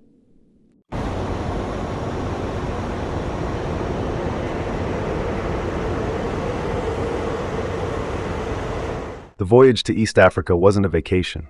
It was a summons. Jung didn't go to see animals or sketch tribal customs like an anthropologist with a camera. He went because something old inside him needed to make contact with the origin, before mirrors, before clocks, before even words. Kenya and Uganda weren't coordinates on a map. They were psychic directions. He needed to walk through land that hadn't yet been shattered by reflection. A place where the human being still lived in raw synchrony with soil and sky. He hoped to meet people unfractured by abstraction. He wasn't hunting exoticism. He was trying to hear the heartbeat of time before the ego arrived.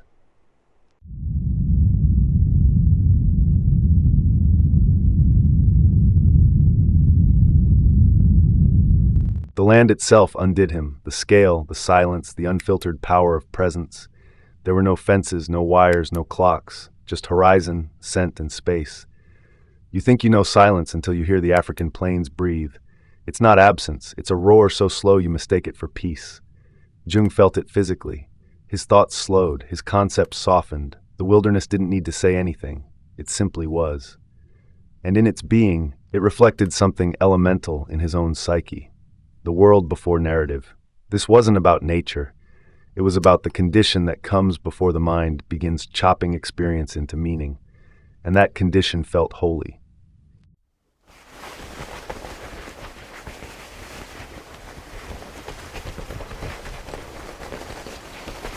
The people didn't speak in symbols, but they were symbols.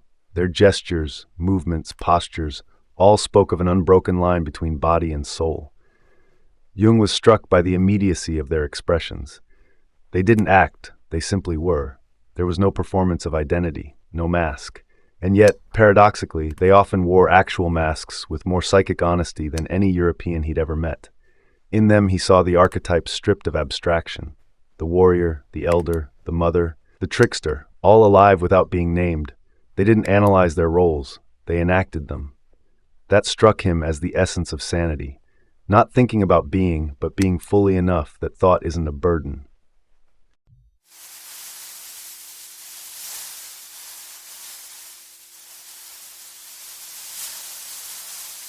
The lion hunt hit him hard. He watched it not as a zoological event, but as a ritual drama.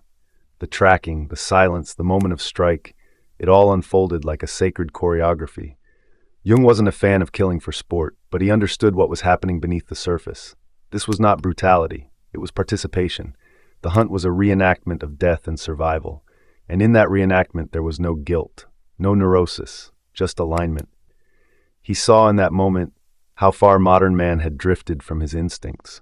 In the West, death is repressed, moralized, hidden. Here it was part of the grammar of life, not discussed, understood.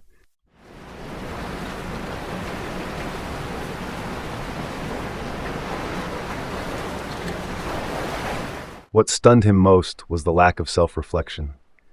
These people didn't talk about identity, didn't journal their traumas, didn't sit in rooms talking about their childhoods. They simply lived. They did not split the mind from the moment. There was no interior monologue spinning useless webs, no anxiety of becoming, just presence. Jung didn't find this simplistic. He found it profound. He realized that the unconscious in its original form wasn't repressed, it was lived. The conflict only began when language turned back on itself. Watching the villagers move, sing, cook, and laugh, he saw a way of being that predated the invention of psychology, and he envied it.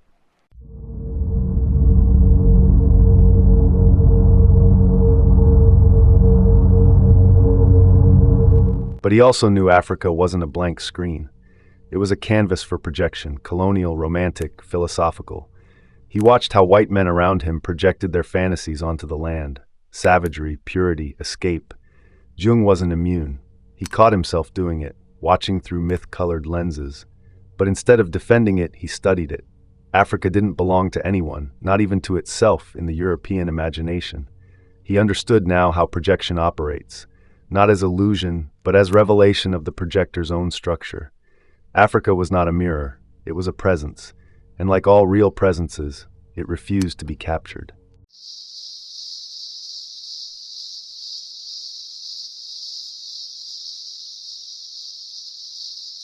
He dreamed differently there. The dreams came slower, deeper, like whales surfacing. They weren't cluttered with archetypes. They were elemental: fire, water, teeth, breath. The African night unspooled them without narrative. He would wake up wordless, full of image but empty of story. It was disorienting and sacred. He realized his unconscious was responding to the land itself. Geography was not passive. It shaped psychic rhythm. Being in a place where myth and nature still breathed together changed the tone of his inner life. The dreams didn't explain. They soaked him. He didn't interpret them. He lived them.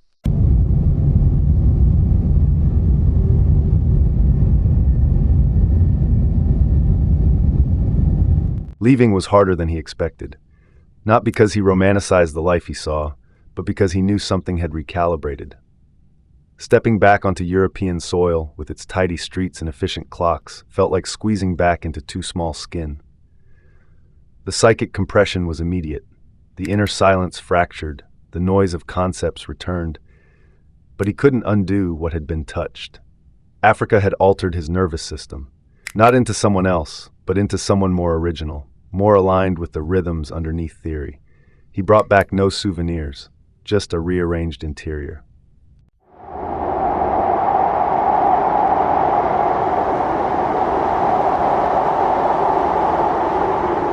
What stayed with him wasn't color, spectacle, or data.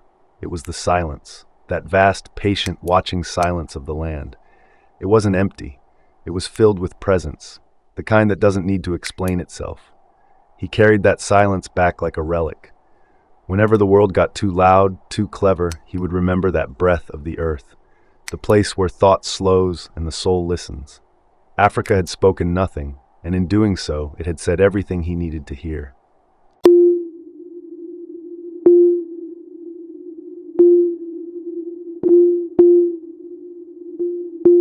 In 1944, Jung slipped. A fall, a break, then a heart attack.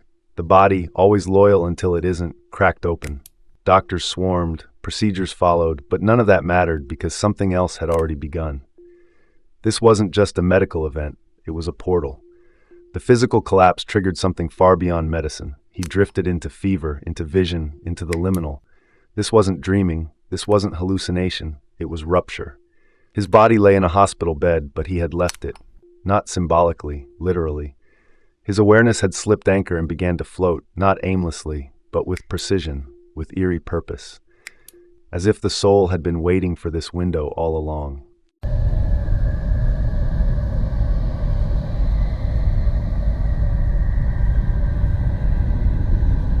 He found himself suspended far above the planet. Earth no longer a terrain of countries or wars, just a luminous globe pulsing with breath. He watched it without attachment. There was no nationalism, no personal memory, only awe. The world was beautiful, silent, and whole. He saw continents as organs, oceans as veins.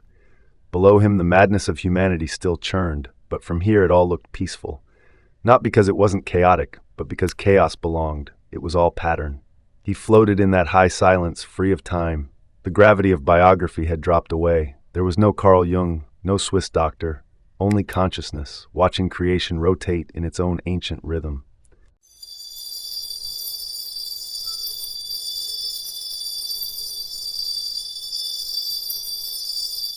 Then it appeared, a structure not built, but emanated. He called it a temple, but that word is too small.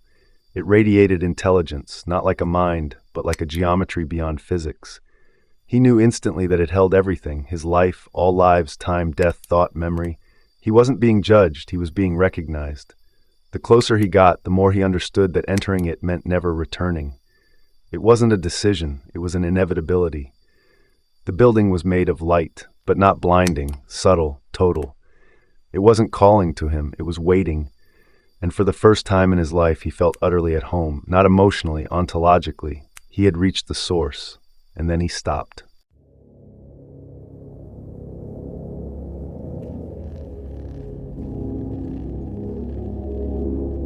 Figures approached, not ghosts, not projections, presences, people he had known but now rendered in clarity that defied identity. They communicated not with words, but with knowing. He understood everything they offered instantly, completely, like memory being downloaded from outside. There was no grief, no sentimentality, just pure exchange. Some were people he had lost long ago, others were not even from this life. He saw that death did not erase, it transfigured. The dead were not resting, they were radiant. And the most radical part was this: they expected him. As if he had always been part of their world and had simply forgotten. Here the forgetting ended.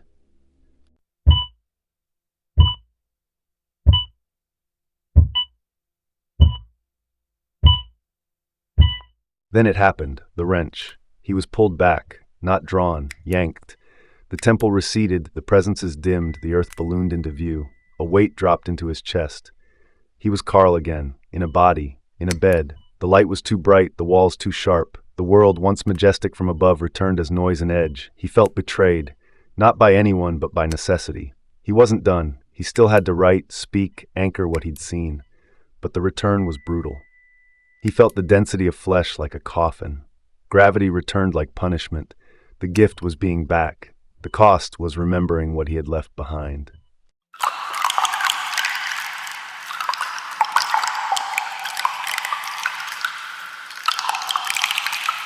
What he brought back wasn't information, it was orientation. He had touched the absolute, and it rewired him. Death was not an end, not a terror, it was a return. Not to a place, but to the origin of place. After that, nothing could scare him. Not pain, not failure, not oblivion. He had seen the veil part, and behind it was coherence. The kind of coherence that makes you weep without sadness. The visions didn't solve anything, they transcended the need for solving. After that, the psyche was no longer an object to be studied. It was a channel, and the current ran both ways, toward life and toward what waits patiently beyond it.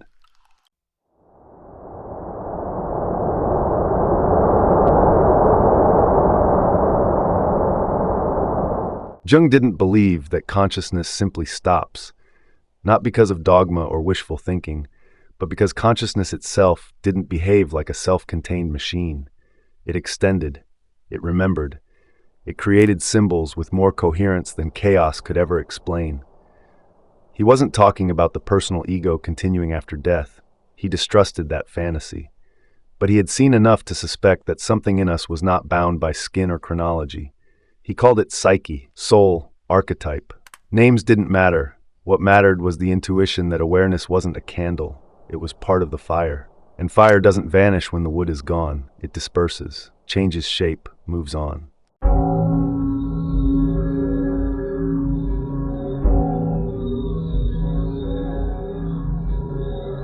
Archetypes were his proof, not in the scientific sense, but in the way a compass proves north. These repeating structures, these mythic patterns across history, across culture, across dream, they suggested a continuity that mocked the idea of isolated individuality. If the same images move through a child in Africa and an old man in Scandinavia, separated by time and culture, something larger is moving underneath. Archetypes are older than you. They don't die when you do. They aren't memory, they are form. And Jung believed that anything this persistent, this transcultural, might not be locked in biology. It might be the very fabric of whatever holds consciousness together, even after death.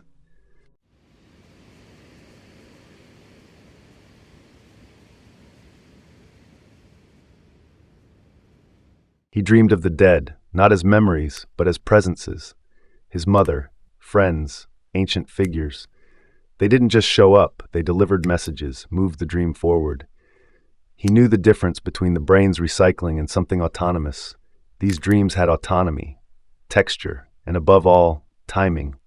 They came when he needed them, when the conscious mind had failed. He didn't interpret them to make himself feel better. He listened to them as if they were telegrams from another room in the house of being.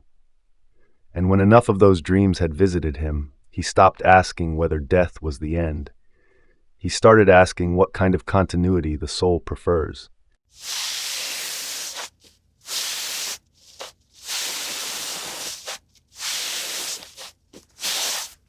The psyche isn't finished at death.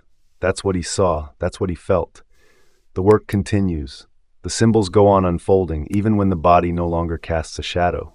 He compared it to an artist dying with a canvas still wet. The picture keeps drying, shifting, becoming. The ego might fade, but the psychic architecture remains in motion. That's why he believed death wasn't a conclusion, it was a progression. Like a chapter break, not a final page. He didn't claim certainty, but his entire life's work pointed to this. That wholeness is a direction, not a destination. And dying may simply be a deepening of the journey, not an erasure of it.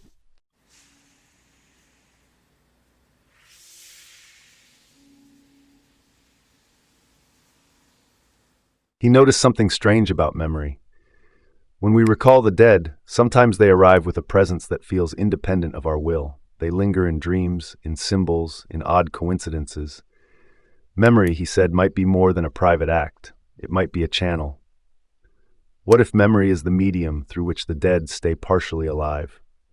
What if remembering isn't looking back but making contact? He didn't mean this romantically. He meant it as a real psychic dynamic. Ancestors, archetypes, the dead, they seem to animate memory with a will of their own. That shimmer of aliveness around the past might be the breath of something not yet gone.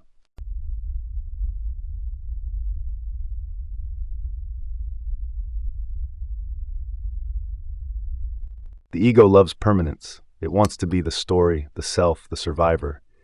Jung didn't trust that instinct. He saw the ego as a small, necessary fiction, a negotiator between opposites. But it isn't the soul, and it isn't eternal.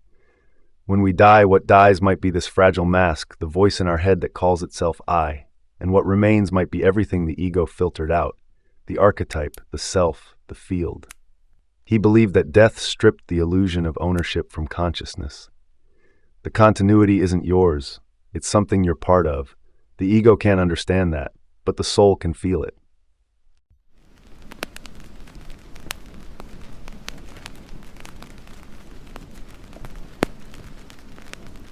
Death, he said, is an initiation, not metaphorically, not emotionally, actually, a passage into a different mode of being. Every culture that mattered knew this, not because they were primitive, but because they were honest.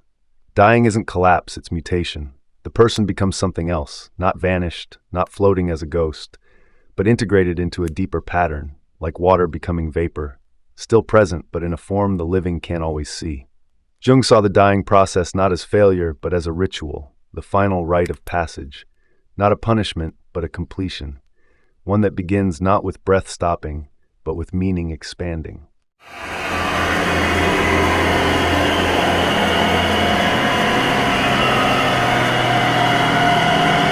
Myths of the afterlife weren't nonsense to him.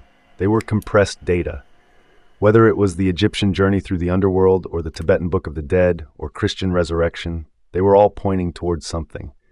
Not identical truths, but shared intuitions. Each myth shaped the journey differently, but the rhythm was consistent. Separation, trial, transformation, return. Death as passage. Jung didn't see these stories as outdated. He saw them as blueprints. The psyche generates myth when words aren't enough. And if every culture dreams of life after life, then perhaps that's not delusion, it's orientation. The archetype of rebirth doesn't promise survival. It demands trust in the unknown.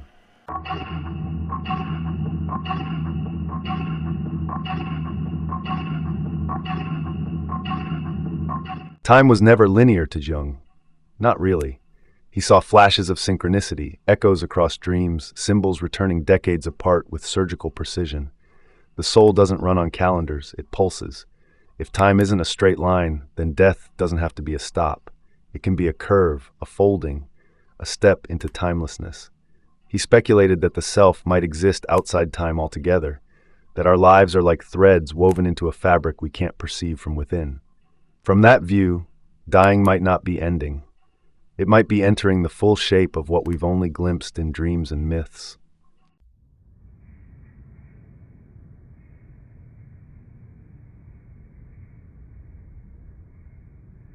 To live toward death, he believed, was to live honestly, not in fear, not in denial, but with the understanding that your story is not yours alone, that you are part of a larger unfolding, that meaning doesn't end when heartbeat does. He didn't argue for an afterlife. He lived as if the unknown deserved reverence. Death was not the enemy. It was the completion of a sentence the Psyche had been writing since before birth.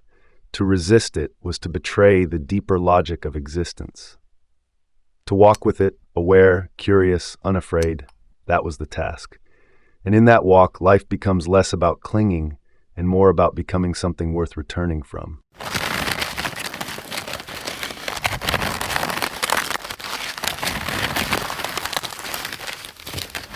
Words had always betrayed him, not in the ordinary way, but in the sacred sense. The deeper the truth, the more language distorts it. Jung never trusted definitions. They're like fences around wind. The soul doesn't speak in grammar. It pulses, it dreams, it images. That's why every time he got close to something real, he had to stop speaking and start painting, dreaming, building stone towers. Language is a tool for the surface, and the surface is not where the soul lives. The closer you get to the self, the more the tongue turns to ash. But he didn't resent that.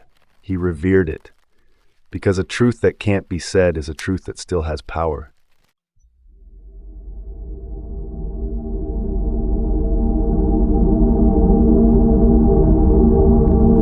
The symbols never came from him. That was the key. They arrived, fully formed, with expression and gravity in their own agency. He didn't invent mandalas or serpents or prophetic children. They showed up, sat down in his dreams like guests who refused to leave. The more he observed them, the more he realized they had intentions. Not conscious in the human sense, but psychic momentum. They acted like living organisms, and they weren't polite.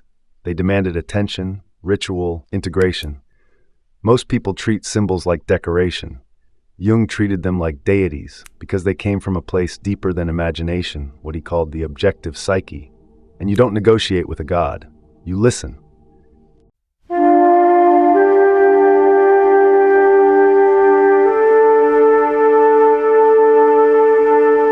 He never bought into science as savior, nor did he fall into religion's cradle. He lived in the haunted gap between them. Science stripped the world of meaning to produce control. Religion tried to cement meaning through authority. He distrusted both. One shrank the soul, the other tried to own it. But in the space between, the unlit room between proof and belief, that's where he worked. That's where the psyche breathed freely. He didn't need a system. He needed a framework with humility.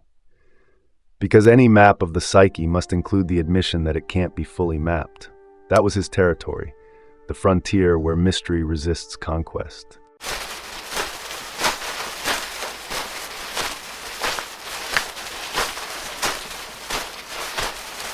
He suffered, quietly, deeply, and he learned to thank it, not in the sentimental way people romanticize hardship, but in the raw, cellular way that suffering cracks illusions. The darkest times, the descent, the rupture with Freud, the collapse of belief, were not detours, they were the curriculum. No theory he ever wrote taught him as much as the nights he almost drowned in symbols. Pain was his initiator. The wound was the portal. And that's what he offered the world. Not comfort, but the strange grace of breaking open. Because only in the shatter can something ancient and real begin to stir.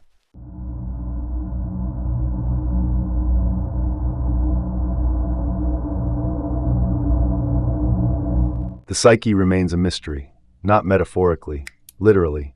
It's the last wilderness, the final unsolvable equation. Every time he thought he'd grasped it, another dream, another image, another contradiction would emerge. And instead of frustration, he learned to bow, because mystery wasn't the enemy, it was the source. The psyche is not a puzzle to be completed, it's a cosmos to be circled. He gave up trying to solve it. He chose instead to orbit it, to let it show him its moods. That's the shift, from master to witness, from analyst to pilgrim. And in that humility, he found more truth than decades of certainties could ever hold.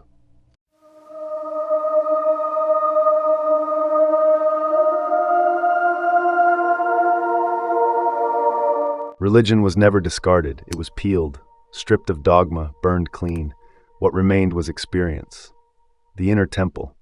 He didn't deny God, but he refused to define him.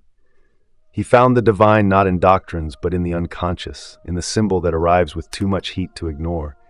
He saw that faith wasn't allegiance, it was intimacy with mystery. And that mystery wasn't somewhere else. It was inside, encoded in the architecture of dreams. The churches had forgotten that. The mystics hadn't. He walked with the mystics, not upward, but inward. And he carried their fire in the form of questions he never dared to answer.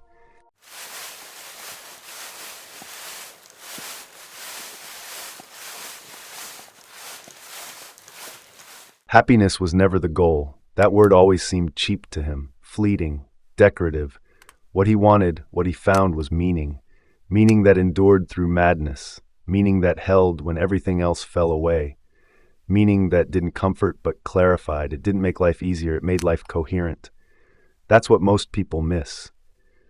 You don't need joy to survive. You need orientation. You need a thread through the chaos. That thread isn't found. It's made through suffering, ritual, reflection.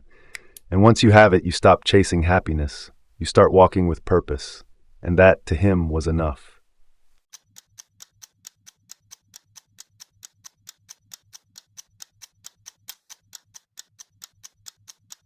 Aging didn't diminish him. It peeled him. Layer by layer, distraction fell away. The rituals of status, the hunger for novelty, the performance of certainty, they lost their grip. What remained was the skeleton of awareness, bare and silent.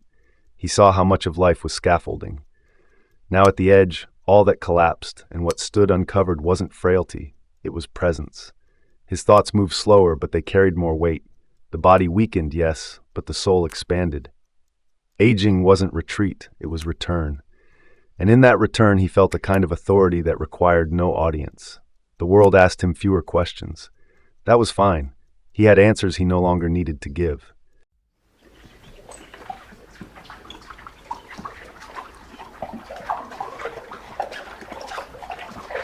He stopped needing to know, not because he had found the answers, but because he'd discovered their irrelevance.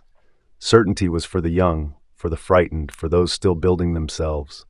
He no longer needed architecture, he needed sky.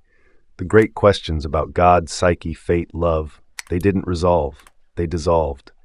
What replaced them wasn't clarity, it was intimacy. He no longer asked what life was, he sat with it, and it answered in gestures, in shadows, in silence. Truth, he realized, doesn't arrive as a conclusion. It arrives as a presence that makes questions unnecessary. To dwell with that presence, that was enough.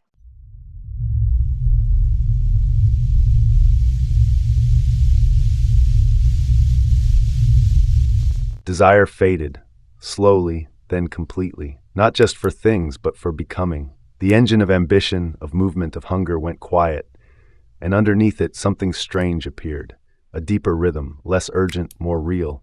He didn't want more experiences. He didn't want to understand more. He wanted to sit, to breathe, to be. The absence of craving wasn't emptiness, it was space, the kind of space where the soul could stretch out and exist without tension. Most people fear that kind of stillness. They mistake it for death. But to him it was life, stripped of fever, finally existence without grasping, finally presence without projection.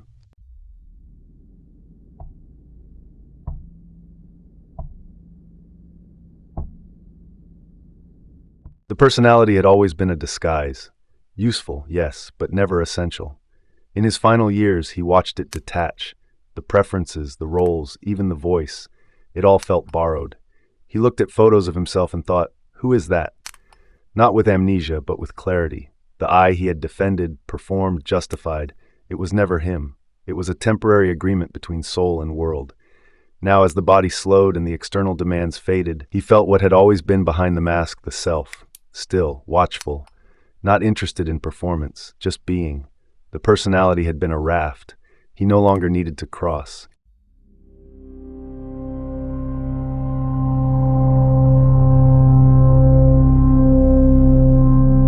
Sometimes light broke through. Not metaphorical light, actual perception, vivid and precise, of something more real than reality. A shimmer behind ordinary objects, a warmth in silence that felt inhabited. He didn't try to name it. He didn't chase it. He let it arrive and fade. It reminded him of childhood, of dreams, of moments in Africa, in India, in the tower. This wasn't revelation. It was reminder that the world is layered, that the veil thins when you stop tugging at it. The light never argued, it just was. And in its presence he stopped trying to define God. He simply sat, breathed, and knew.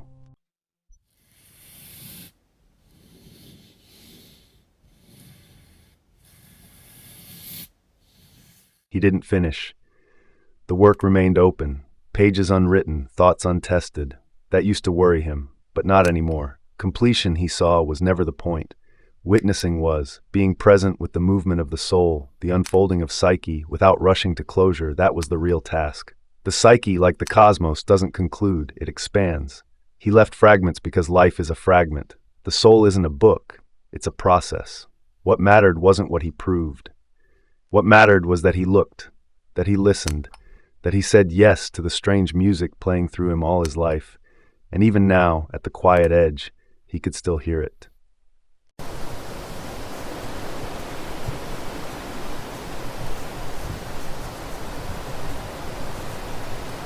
Looking back, Jung didn't see a life of achievement. He saw a process, a slow, uneven unfolding. Not a straight line, but a spiral, looping back on itself, each pass revealing something deeper. He understood too late that what he had been becoming all along was not a psychologist, not a theorist, but himself. And the self, he realized, was not a fixed thing. It was a relationship. A long, demanding, beautiful relationship with the unknown that lived inside him and moved through him. That was the real arc, not the books, not the fame, not the systems, but the deepening intimacy with that inner flame that kept whispering, "Go further."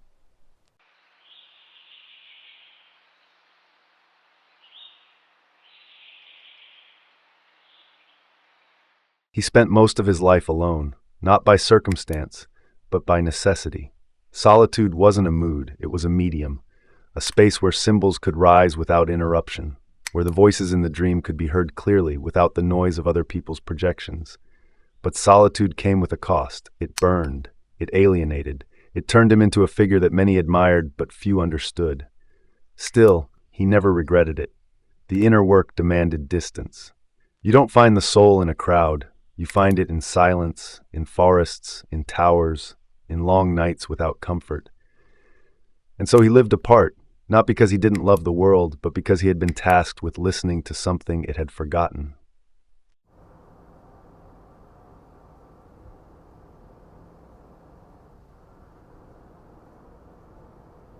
What guided him was never logic, it was never plan.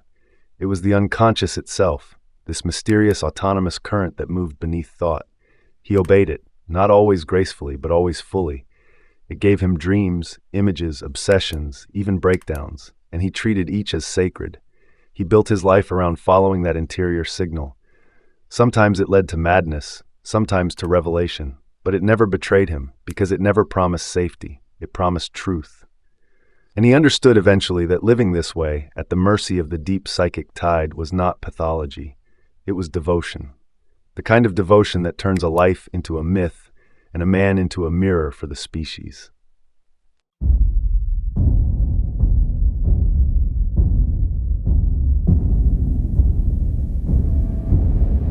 Being misunderstood stopped bothering him. At some point, he realized that to speak the language of dreams, you have to accept the loneliness of those still trapped in daylight. People misread him, misquoted him, misused his ideas. It hurt for a while, but eventually, the pain became irrelevant. Because he knew what he was doing wasn't for now. It was for something beyond the present. His work was not a message, it was a transmission.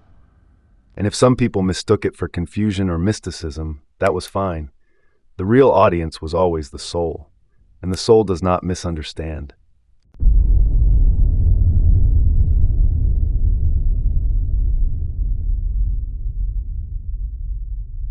He warned against certainty, always. He saw how quickly knowledge became dogma, how easily systems hardened into prisons. Every time he got close to a conclusion, he turned away, suspecting that certainty was the ego's disguise for fear. He taught that no matter how sophisticated a theory, it must always bow to mystery, that the psyche is not a problem to be solved, but a presence to be honored. The danger is in thinking we know what we're doing. He didn't know, not fully. Not ever, but he kept asking, kept listening, kept risking madness for the sake of depth. That was the posture, not mastery, reverence.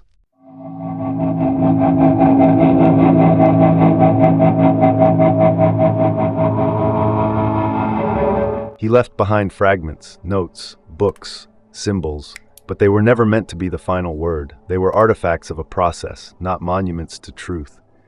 He knew they were incomplete. How could they not be? The psyche is endless. The work is never done. He didn't try to seal anything shut. He opened it, made it breathable. His writings were invitations, not instructions. He hoped they would unsettle more than they answered, because if they did, they might spark someone else's dissent, someone else's confrontation. He didn't want followers. He wanted witnesses. People brave enough to look within and say, yes, this too lives in me.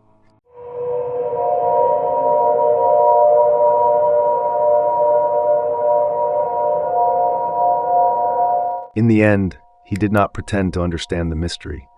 He bowed to it. After all the dreams, the travels, the visions, the systems, what remained was silence. And in that silence, something vast, pulsing, unnameable. He never claimed to map it, only to have glimpsed it, to have been haunted and blessed by it. That's what he leaves us. Not a path, but a pulse. Not a doctrine, but a question. Not a finish, but a beginning. So here's the question that still burns through it all, the one he carried to the very end. What exactly is living you?